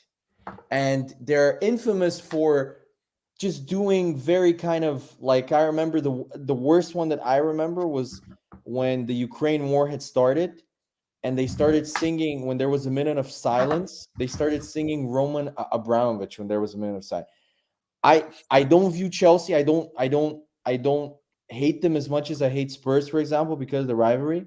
But the word is I just don't think they're a classy club. I think they're quite. I don't know. This might be, I think they're quite scummy. So, in my opinion, yeah, I've never liked Chelsea, especially after they became this kind of. Let's be honest. They financially doped their way to winning trophy. I know Man City. I hate Chelsea more than Arsenal, man. I hate Chelsea more than and Arsenal. I'm sure if you ask real Spurs fans, like they'll say, I view Arsenal as a bigger rivalry, but that true hate, like despising the principles and just what the club stands for. A horrible fan base. Yeah. Horrible. Yeah, it's you always have that one club in every single country which is famous for its, let's just say, like I said this well before, racist tea. I can't believe, man. That's what I call it, racist tea. But anyway, he tweeted, "What, Tottenham winning the league? Not on my watch." I said, "Listen, these dickheads need to get beat down." I said, "Nah, them men are taking the piss." And I remember do you guys understand? When them men started kicking off, I wanted to get in the ring. I wanted to jump down and help Dembele punch the man up because I was just like, I was so enraged. Like I was like, these guys. But guys, isn't it? But wait, this is the thing. I said, bro, what are they doing? Do you guys understand the amount of chaos you'd cause if you no, not I don't mean by yourselves. I mean, if you won this league title, which I don't think you will, if you won this league title, the amount of chaos that would ensue in the football, just in football in general, it would go absolutely, especially. It'd be the biggest party you've ever seen. Oh, mate, well, it wouldn't be. No, not just Arsenal. Every single London club. I don't even think teams like United, they wouldn't be able to live this down. Guys, can you explain this to me? I've noticed this. Why do West Ham fans hate you guys? They really hate you guys. It's London. Yeah. No, but West Ham fans don't act like this with us. It goes back to the hooligan days. West Ham had the hardest hooligan group, the ICF. The ICF were renowned, and Spurs had a big hooligan department, if you want to call it that, and they always used to clash. And I think it stems from that. Plus, also, Hackney in East London is kind of, if you draw the line down the middle of Hackney, you've got Spurs and East London West Ham fans there. So there's a bit of a territory issue between Spurs and West Ham as well. That kind of Hackney area, East London, North London. And I think recently as well, when we tried to, Daniel Levy pulled that stunt to get extra money at the government. Yeah, we're going to go and move to East London, the Olympic Stadium, which was never going to happen. I think that wound them up a bit as well. But I don't feel a big rivalry with West Ham. Still, how long have you been going to on match day? I'll say this though: on a match day, the worst I see it around the stadium is when it's Spurs West Ham.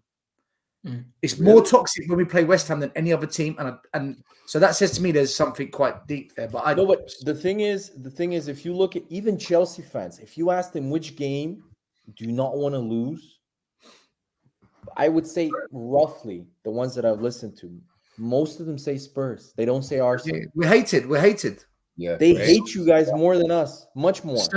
How long have you been going to Tottenham for? Yeah, I saw what's his name? Mineral. Just over 30 years. So what was the what? Oh, wait for Mara. No, I'm just saying. No, I was just listening to Johnny Minerals. Yeah, number one on his list. He hates Spurs more than Arsenal. Yeah, they hate you guys way more. They hate you guys. So out of those 30 years, what is the worst experience you've had with fans at a game? Was it Chelsea? Was it Arsenal? Millwall. Yeah, Millwall away in the FA Cup. I've never in my life felt that scared for my life. I thought for sure they were throwing oranges. They were throwing oranges at us with razors in the orange. Jesus. Can you imagine? Can you imagine if Millwall had? I will never go to if Millwall. Again in my life. If Millwall had West Ham, do you know what? I've got a West Ham mate. I've got a West Ham mate, right? And we say, because obviously Millwall are getting nowhere near the Premier League. He says if West Ham get Millwall in the Cup or the FA Cup, they're going to need to build barriers. They're going to need to build metal barriers to keep them. That's the quote I'm trying to say. It would be awful. It'd be awful. I think we've moved. I think football in the UK has moved on from that because you got. Listen, those boys, they're late 50s, 60 now. They can't be getting involved like they did back in the day. Throwing the their newer walkers at each other. They'd arrange meets and whatnot. And nowadays with CCTV, mobile phone tracking, IDs for your card to enter a stadium. Listen, the game is now.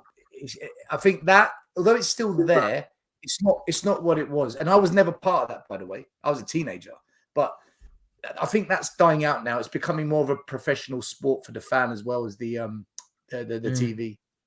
No, it's just it's. So what's your score for Spurs Chelsea, Asthmatic? Oh yeah, I reckon 2-0. I just think Chelsea are toothless at the moment. As much as they create a lot of chances, if you look at their expected chances on goal, they're not finishing their dinner. So I think Enzo Fernandez was like their highest chance. He had like the most chances for Chelsea. Like, and he's just not a finisher, is he? And then Sterling was second. I think Chelsea are like 14th in terms of underperforming their actual expected goals, like the chances that they actually create. I think they're 14th in the league. So that tells me everything. I look at a brother like, call him Janet. Some people call him Jermaine. Call him the Jacko, because like he's just Jackson. He's a non-action Jackson. That's what I call him. A non-action Jackson. Non-action Jackson. That's good, Ash. That's amazing, man. But the way he fires blanks, but he's blunt like a pencil, like the back end HB. So, yeah, bro. I can't. You know who he reminds me of? Nicholas Jackson. He reminds me of Lucas Moura at his worst, where he would run through, go past 3 players, and then the ball goes out of play. Reminds me of Bentner, Black Bentner. Yeah. No, Bentner scores goals, man. Please don't insult the Danish Lord. The Danish Lord scored goals, unlike Jackson. Bentner wouldn't do the other stuff, the running and yeah. But for me, this game is actually.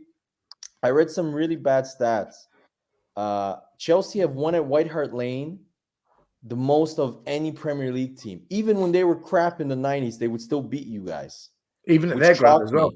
Even at their ground, same thing. Yeah, which shocked me that Chelsea have such a good record. You know, you have an abysmal record at Stamford Bridge, but it also surprised me that they're the best team in the Premier League at White Hart Lane. And I remember once watching an interview, I think it was with Frank Lampard. Not in the last 8 years, though, Stefan. Not in the last 8 years. Yeah, okay, true, but they still beat you, I think, was it Conte when they beat you 3-0, or was that Nuno? But we beat them. We beat them last year, Graham. Yeah, but I think that was the first time. Yeah, but you split, though. No, right? They drew. Remember at Stamford you drew Bridge? at Stamford. Yeah, but the years before that, you guys were getting turned over. Poch was turning over Chelsea at the Lane. Did you beat? I remember you beat them 2-0. We beat them when they won the league. Dele Alli was a problem for Chelsea. Come on, yeah. But you never beat. I remember you never beat them at Stamford Bridge. They always turned you over. Mourinho beat Chelsea as well in the cup. We knocked him out. Remember? At our ground. Okay, but you don't have a good record against Chelsea. Hey! In recent years, at our ground, we have got a good record against Chelsea. I'm trying to remember now. I'm trying to. Before Pochettino, we had a horrendous record against Chelsea. Yeah, but Mourinho, I'm not talking about Poch. Mourinho, what was your record against Chelsea? Did you beat them? He only played them once at our ground, didn't he? He only played them once. Did you win or did you? No, it was 0-0, right? I can't remember. It was 0-0. Yeah, it was a terrible game. I remember. But so I don't know. Like this game, you should beat them, but Chelsea like to perform based on history. So I think you probably still because against you lot against Liverpool. Yeah, I think they play well against the big teams. Yeah, against teams that like to teams that like to come at them. Even Burnley like to come at you. They exploit the space. But they exploit the space. And if you read their defensive stats are actually quite impressive. They don't give away chances. Yeah. What do you got? What's your story? What score do you got, Ash? Yeah. Yeah, no, I was saying 2-0. I was saying 2-0, despite Okay. but I'm just not like most Spurs fans think we're gonna turn them over. That's all I was trying to say. I was just like looking at I think they would frustrate us in the first half an hour to 40 minutes. But if we get an early goal, then this is a different ball game because then our Okay, fans man. VAR's man. gonna come and save you, like against Sell. Liverpool. probably get No. penalty. I'll be real. We'll probably get penalty. Yeah, what you just want the Chelsea score or the Newcastle? Yeah, one what as do you well? got? What do you got? The Chelsea score, and then let's go around real quick and do. We're trying to keep it under 2 hours. We're doing our All best right, here. I think So I agree. go Chelsea, and then Yeah. we'll do Arsenal after that. I agree with Ash. I think Chelsea are going to give us a good game, but Poch is not coming back to White Hart Lane and laughing on us. The 12th man of Spurs God, under that the would- lights. The atmosphere is going to be electric. We're gonna win it. We'll put them to bed. I think it will only be 2-1, but that's because we're going to miss chances. I know we're going to miss chances, but so are they. So we're better than them, man. We are better than them, and we will win 2-1. We'll beat them 2-1. See, guys, Connor, did you read that stat from Wolves? What's that? You from 62 Premier League games against Chelsea, you have 3 wins. Damn. We've won more than that at our ground. That's nonsense. Look, the Wolves. This stat Yeah, here. well, I need to see where he got his stats from. We've won more than that in Okay, the I last don't know. 8 years. I don't know if that's correct. I'm just saying. We beat Chelsea. Anyway, I've given you my 2-1 Spurs. all right. Yeah. It would be hilarious if Chelsea now win that, and he's just said Yeah. that. I'd click that. That would be so good. I mean, let's be realistic. Unless Chelsea pull off an absolute miracle, especially with the way that, even though the history, but you just look at the team, the way they've been playing, and it is poor. I mean, you never know if they played the way they did against us. You know, it was very pressuring. Maybe they can do that against Spurs. Connor, remind me if I'm wrong, right? When you lot played Chelsea, I had a lot of Chelsea YouTubers say, you're underestimating us. You think you're going to beat us. We think we can draw against you. We think a lot of them said it, and it kind of happened. This time round, those same Chelsea fans, they're all predicting they're going to lose to us. Because I think it's because they're away. I think Stamford Bridge had a lot to do with that. Yeah, I think so. no, it's not that, TJ. It's because prior to playing us, they had 3 wins in a row. Prior to playing Spurs, they lost to Brentford. They just beat Blackburn. No, yeah, true. Good point. Good point, TJ. Connor, Anyway, sorry, I'm going to go. Interrupt you, mate. Yeah, listen, I'm going to go for. I hate doing this every week, man. It's so shit. Yeah. I'm going to go. I like clipping you, Connor. I like clipping you. It's good. Stell. Funny. Fuck off. I'm joking. Listen. Go big. No. Screw Stella. No, go big, Connor. Who cares?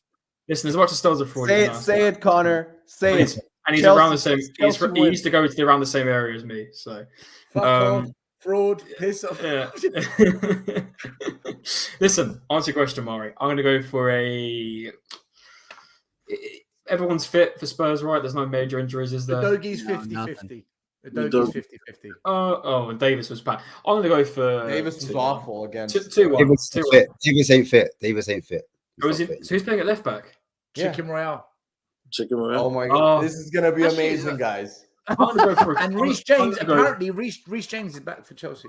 No, I actually read today a little rumor from the Chelsea fan pages that he's gotten injured again. This guy makes Thomas Partey look like a gladiator.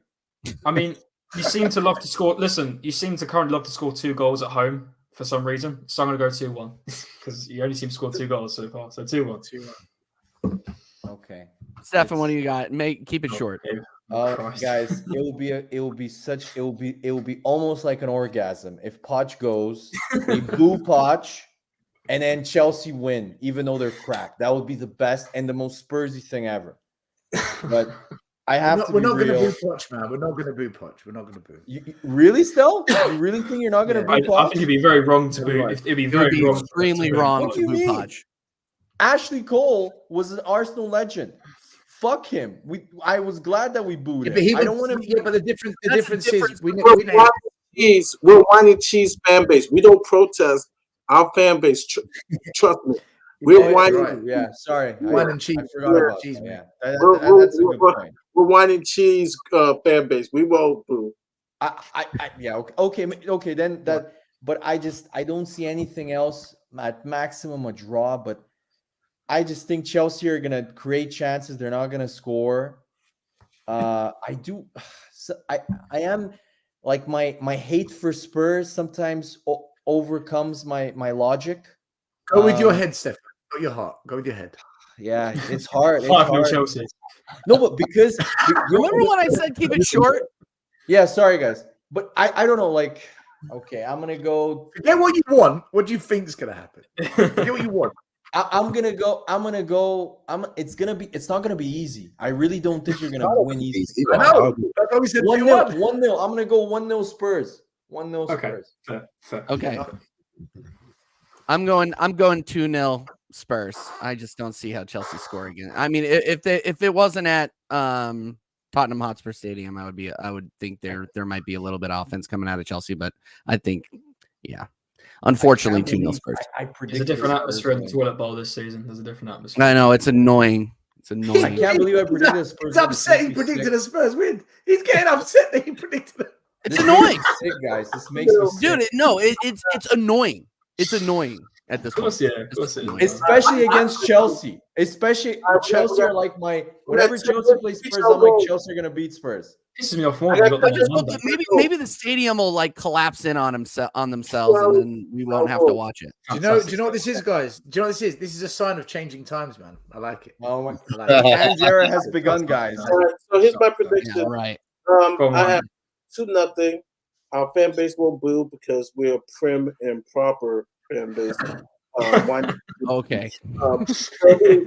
The same fan base that still sing about wanting to kill Sol Campbell. Yeah. Pretty much proper. Yeah. That's the only thing without street proper. Yeah, that is true. Wine and cheese. Wine and cheese until Sol Campbell comes in. No, that's different. That's Most of them are wine and cheese. I have 2-0. I think we're gonna play the toughest midfield we've played yet. In Chelsea midfield. The defense is really good, like Stefan says. It's just that they can't finish their dinner. So 2-0. I'll be the first one to give the Newcastle Arsenal preview. At St. James, yes, Newcastle is really tough at home, but for some reason, I just don't trust Newcastle. For some reason, and then because of that loss, I actually think Arsenal bounced back. They've got a lot of injuries as well. They're key player. I actually think it's going to be a high scoring affair. I think it's going to be 3-2 Arsenal. Wow. I'm actually Okay. You're the flux scorer those for us. 3-2 Arsenal. A month ago I was at Newcastle. Now I get the feeling that Arsenal will win 3-2. I mean, I want them to lose, but my prediction is Arsenal 3, Newcastle 2. I mean, we're seeing. By the way, can I say something real quick? We have over 140 people inside, and we only have 67 likes. Smash those likes up right now. This is our favorite rivalry show on YouTube. Freaking smash them up right now. Don't be like Daniel Levy. They're free. Hit the likes. Yeah, literally absolutely moving like Daniel Levy. Like production like Richarlison. Absolutely awful. All right, here's what I'm going to go with. I agree with what Mari said around Newcastle. They haven't really hit any sort of form. They've had moments of brilliance. Like their C team had a very, very good game against United. United are shambles though. They obviously beat PSG. They beat PSG like in the Champions League. So different team. I'm just saying different team, different thing. All I'm saying is, but here's what you have to remember is that Arsenal are not faced by St. James Park. We went in there and slapped them last season. Slapped them. No, literally slapped them. Roman Reigns, wreck everybody and leave. That is what we did at St. James Park. Reigns. Yeah, we did, man. We did. So I'm not completely counting Arsenal out of this. But if we lose, that's gonna start seeing, our buddy Dow, big up Oregon Gooner, makes a really, really good point. Is we have a lot of trouble recovering from losses. We have a lot of trouble doing that because if we lose 2 in a row, then we're very, very liable to drop 3. So we need to win this game. And I think the boys are going to be motivated. We should be playing our strongest starting 11. You should see Odegaard start again. You should see Partey if he's fit, and you should see Rice. He's so.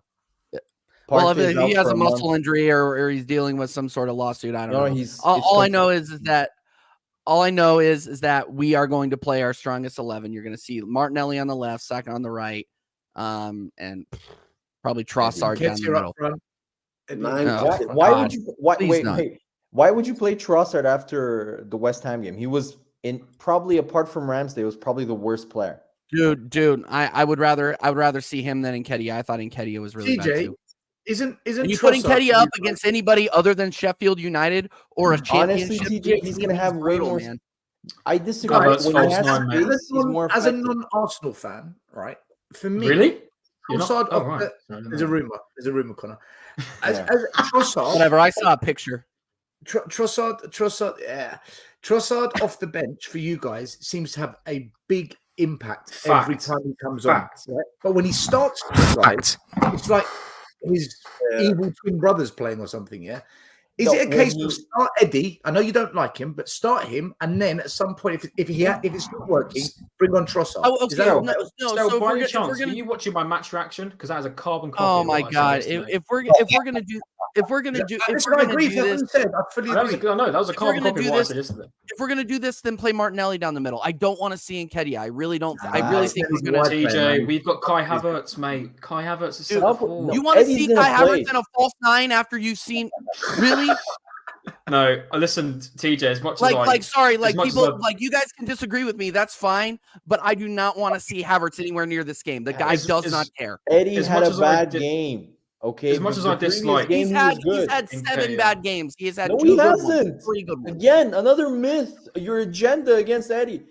Agenda. I go by the goals. Jesus, Stefan. What do you mean the goals? Okay. Before the Sheffield game, he had 2 goals in 30 appearances. Yes, he had big number 9 striker. Oh, but no, we got to talk about starts. 2 goals in 30 appearances. I'm not hearing it. Fake stat. That is not a real stat, by the way. His goal. Shit.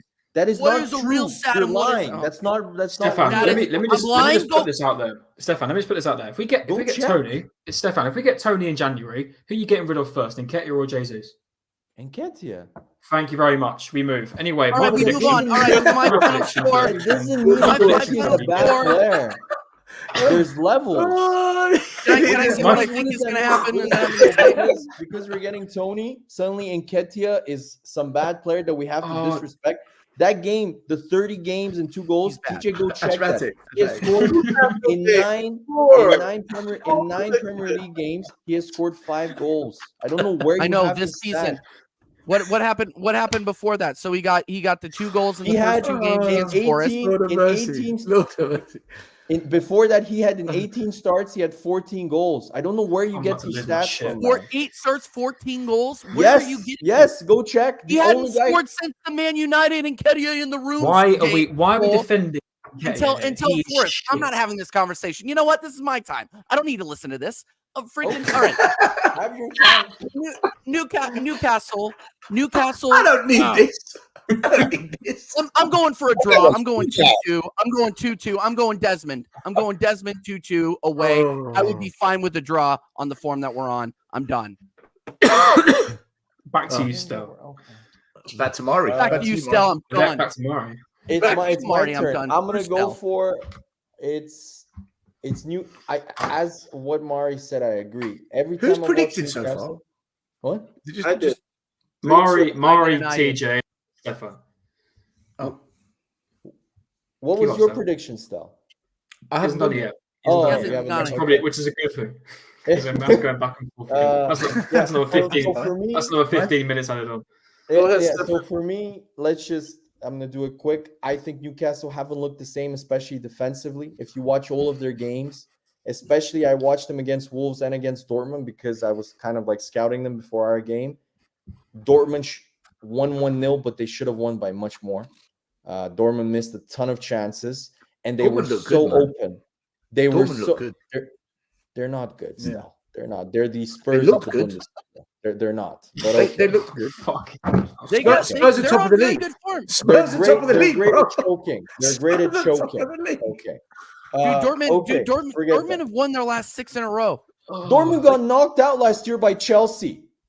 By I'm talking about Chelsea. this season. I'm not talking about last season. I'm talking about this season. What were you Dortmund are a scouting? very good team. I was just they're a good team. I'm not Stefan's just on the saying pitch they're with like- binoculars, fucking looking at everything. I get annoyed and then like I get emotional and I say stupid shit from look. They're not We a know, bad Stefan. team. We know. Yeah, they're not a bad team, but they're not some like exceptional team, especially away from home at St. Stefan, James what's your Park. score prediction? Stefan, what's your score prediction, bro? My score prediction away to Newcastle is 2-1 Arsenal. Fair. Right. Fair. I'll take that. I'm gonna. Oh, fuck. It's just that game the other day. It's put such a hole in my confidence. But then again, I look at it. 4 of our main starters were not playing, so I'm putting it down to that as well. I am expecting a fully. Because now Smith Rowe's out. Partey's injured. Smith It's Rowe's gonna- injured. Yeah, Yep. for a month. Yeah. So now it's going to Well, be it's going to be a midfield of Rice, Odegaard, and it's going to be Havertz. I know it's going to be. So it is what it is. No, 'cause I don't think so. I think he's gonna play Jorginho, man. I was gonna Even say better. that. Oh, do you know what? Yeah, I forgot about that. Actually, yeah, no, true, Stefan. I Double forgot about pivot that. 6. Double pivot at 6. Yeah, I mean, I'd because probably it's give Newcastle away. I probably Yeah. have to give it on any shot, to be honest with you. But anyway, You're not going to I'm play gonna go- Ghost? What about Ghostergaard? yeah, well, he's got to play any. Why are Yeah. we not going to play him? I'm not playing that midfield we played the other day, are I? It goes That to was Rice. shit. Well, So who's What your about- mid three? Rice? Rice, Odegaard, and Jorginho. I'm Jorginho. Okay. Sorry. so Yeah. mid. Can't So believe mid. we're starting Anyway. Jorginho. Hey, we want to sell Partey, TJ. We want to sell Partey, but it is I what don't it even is. want to get into that. We don't have time for that. We're already Anyway, over. yeah. 2 hours. Anyway, We don't have my time for that prediction. conversation. My prediction. Oh fuck! Do you know what? It's so 50-50 because we could do what we done last season and absolutely go there and just tear it up, or we could do what we just done the other night and just capitulate. I'm going to stick with a draw because I just don't know. I'm going to go for a 1-0 because I just can't. I can't pick. I really can't. If we don't beat Jamal Lascelles, I'm gonna lose it.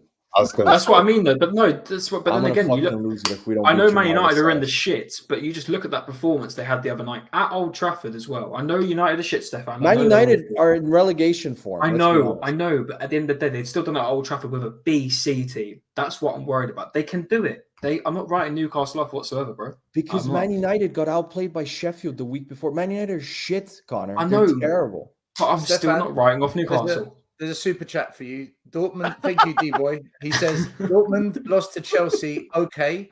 You lost to Sporting last season and you lost to Lens this season. So what's your point, Stefan? You bum. Yeah, okay. My point is that Dortmund, whenever they go away, they're very flaky. They're very Spursy. D-Boy. Always back to Spurs. Always What's back the to D Spurs. for? Dickhead? Yeah, okay. So yeah, just No.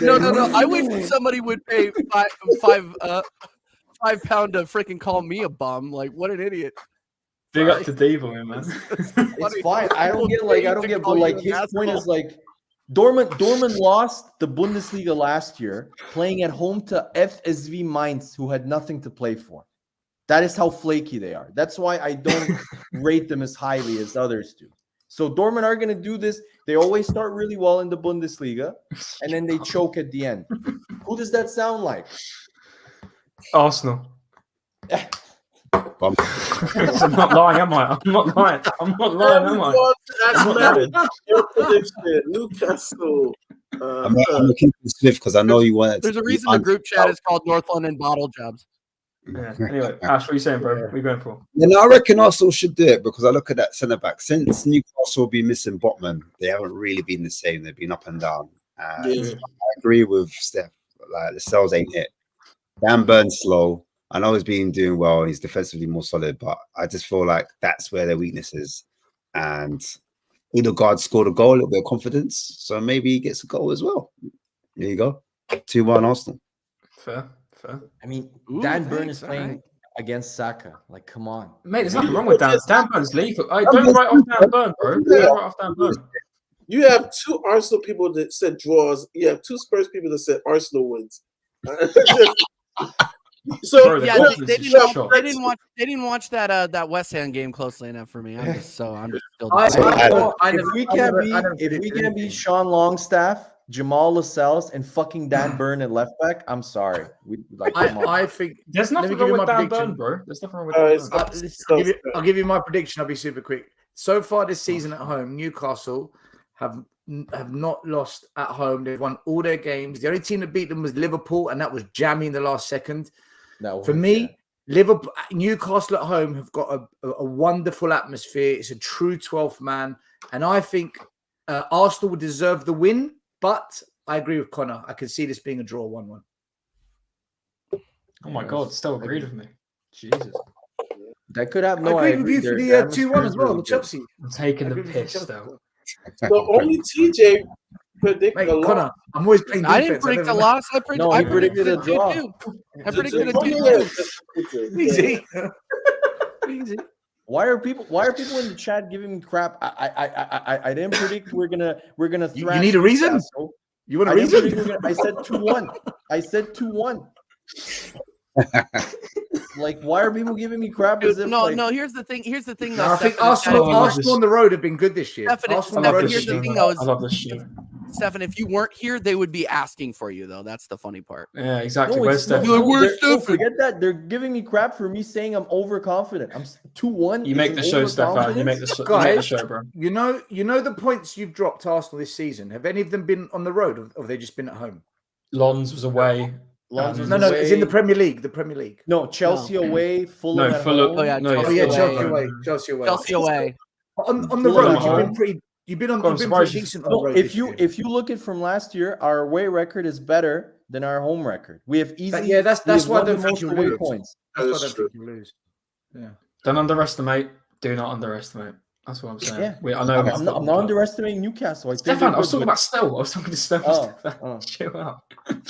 Yeah, but Jamal don't Lascelles, underestimate. man. If Everyone's we on don't win, eggshells. I'm gonna Connor. lose it. Everyone's like walking on egg. This like eggshell. I'm TV. not. I'm not. Listen, for all we know, Chelsea could do 6-0 for all we care. It's the Premier League. This is why we love it. So Okay. we'll Other see. than- Please, other than- please, Pochettino win at White Hart Lane. That would be the best. Please. I'll tell you Murray's what, looking I'll be honest, Stefan. Murray's If looking- if Spurs lose to Chelsea at home, right, I will genuinely be Wear an gutted Arsenal by shirt. this result. Normally, if you lose to a Chelsea or an Arsenal, United, a City, you're like, oh, fuck, it's pissed me off, but it happens. They're the top six. But if we lose to this Chelsea with Poch at our ground, I will genuinely be fucking gutted, man. I'll be pissed. Proper livid. Honestly, Do you think he's gonna I celebrate? expect us to beat them. I expect Spurs Nah, he to wouldn't beat celebrate. He But wouldn't still, celebrate. do you think if Chelsea, let's say, score a goal and they win, do you think he's gonna celebrate? If you Nah, want nah. to lose both of his legs, then you know That's gonna If he that's wants gonna to be get the some team lost awkward alive, because no. he's you know in what's gonna happen N17, when- right? He's coming to N17. No, but you know what's gonna happen, right? If he doesn't celebrate, the Chelsea fans are gonna give him shit for that. 100%. They're not Yeah, gonna be probably. happy. Yeah, you're probably right. I honestly, if Chelsea beats Spurs, man, I'll be so. Normally, I kind of fear it. You know, when you fear it, like shit, we're playing Chelsea. I Yeah. don't fear it this time. I've never ever in my life felt like I don't fear Chelsea. This is the only time I fear. Sorry, it's the only time I feel that I don't fear them. This is the only time I've ever had that feeling. Yeah. What Right. can you fear about Chelsea? 2 hours They're- and 7 minutes. Right, I remember that one. Their best All players right, are I was gonna say 39-year-olds. Steph. Hold on. 2 hours and 7 minutes. Murray's holding his face like Havertz was in that picture. So let's start taking this out. Well, no. I've had the last 40 minutes a slight headache, not because of the show. It's just the weather's changed in Orlando. It's really cold. Strange enough in Florida, and so I've had a headache. So I've actually took an aspirin and drank some water. So that's why I'm going like this. Yeah, we could finish the chat in the background because I want to stick to 2 hours. I want to say this: other than Spurs winning, I'm hoping it's a tough match.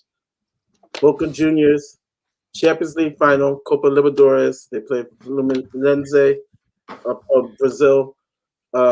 Boca prediction 2-1. We win.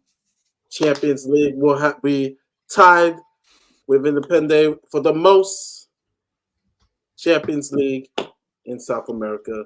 Come on, Boca With Juniors. who? with who, Mari? Who's the other team that has The other most cups? team is Flamengo? not Flamengo, Independent. Ah, Independent. And that Independent won a lot of their champions in the olden days. But No, because because I'm reading Fluminense has a player that Arsenal and Liverpool really want. This Andre guy, Andre Trindade. Yeah, Trindade is good. He's dope. Supposed to He's be really good. Dope. he's good. He's really, but he's like he plays as a DM, but He's a number 8 / he's box to box. Like what's that Liverpool player that they signed from Bayern Munich? Gravenberch. Gravenberch, but he's South American, so he's a bit more. You know, No, I just have nightmares. I just have nightmares, Ash, from Bruno Guimaraes, because we wanted to sign him from Brazil. As well. We wanted to sign him from his announcement Brazil, video was like all the tweets from Arsenal saying, "Yeah, we didn't sign him from Brazil." So I hope if this Andre guy, if Edu gets his connections, he should come to us because we have the Brazilian guys are sporting directors. Ed is a fraud, Stefan. Ed is a fraud, mate. He's a fraud. Mate, Manu Kone, whoever gets him has got a serious midfielder. Kone is dope as well. I like him. Kone. One club still. Anyway, he's in Germany. Where do you think he's gonna go if he's a good player in Germany? Yeah, probably Bayern Munich. Yeah, exactly. So it's done. You never know. It's good to hope. All right, guys. We'll see you guys next week. Come on, you Spurs. Mari, man, you look broken. It's like, see you next week. Oh God, I can't. Cold weather in Florida. Migraine, I love him. He's got a migraine. Yeah, it's just I mean, it went from like 9 degrees to like. So what, Mari? Is it a really cold 12 degrees right now in Florida? No. What is it? It's a Florida. You should be in the UK right now. It's like we've got a storm going on currently. Do Arsenal have European football next week or not? Yeah, we do. Yes, Yeah, we do. We're gonna have plenty to talk about. We've got the Newcastle, Sevilla at home. Sevilla at home, yeah. Yeah. So let's have Ash Maddox shout out his channel though. By the way, we got 150 inside. Let's have him. Yeah, man. Get it out. Yeah. My show, Selfie Quiz. Big up Marlon and Hass every day, every time. Big up Hass TV in the comments. Shout you out as well. He's got his shows coming up. We've got a post-match show for Spurs on the Monday night as well. Yeah, man. I got a show on Tuesday as well. I'm going to do something a little bit different. So yeah, for those who want to tune in, and we just talk football, man. It's all different football opinions. It's fun over there. So yeah, come check us out. Selfie Quiz. Last thing, can I just say, why is it every stream I come on this channel, someone's always asking about Stefan's nationality? Every single time. It's because of because my English. some people, not all, they're xenophobe. They hear him speak English and they think he's American, but he's not. He's Bulgarian, and he's more British. He learned English in England, so he's more English than American.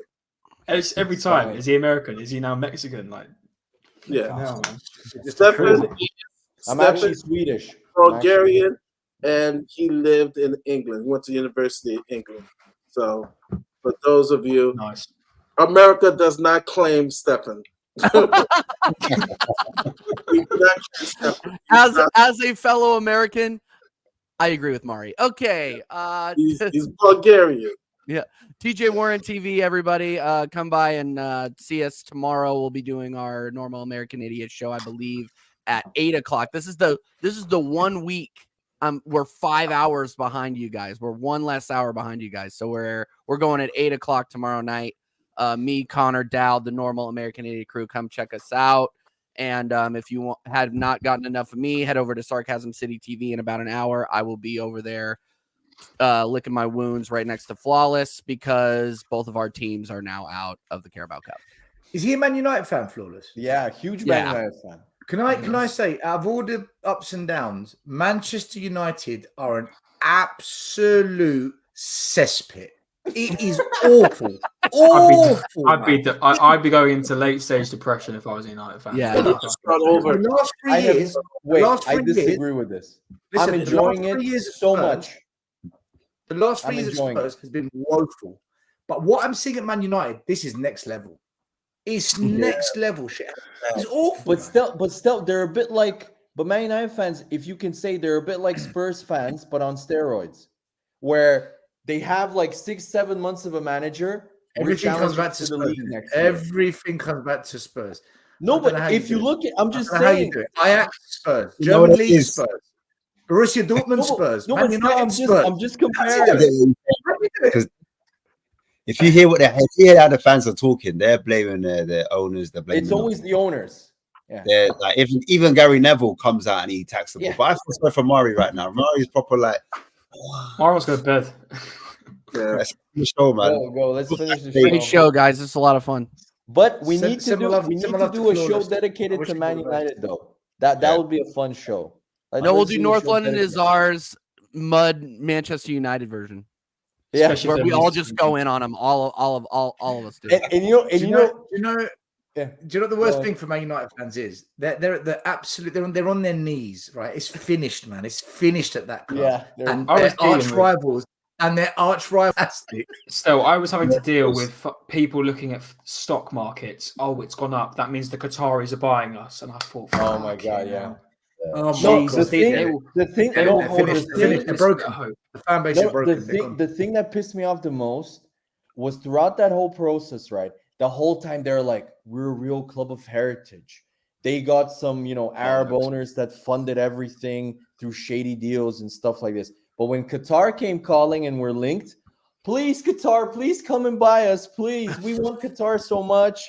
They're Please, desperate. like, They're desperate, man, honestly. why are we selling to Jim Ratcliffe? Why are we not selling to Qatar? We're not ambitious enough. And then whenever they start losing, it's always the owner's fault. Forget the fact that they paid Yeah. 90 million for fucking a twirling clown in Anthony. Okay, forget that he's crap and that they wasted most of that money. No, it's always the owners. It's Do always you know what the owners. upsets Then them the I'll most? spend 400 Do you know what million. upsets them the most, right? Something like They look at. I'll use my club as example because I watch them every week. They look at Spurs under Ange and they're like, these guys have got an identity in 3 minutes. Our guy's here for 18 months and he's saying, I can't do what I did at Ajax. You're finished. It's done. It is finished at that club. He's done.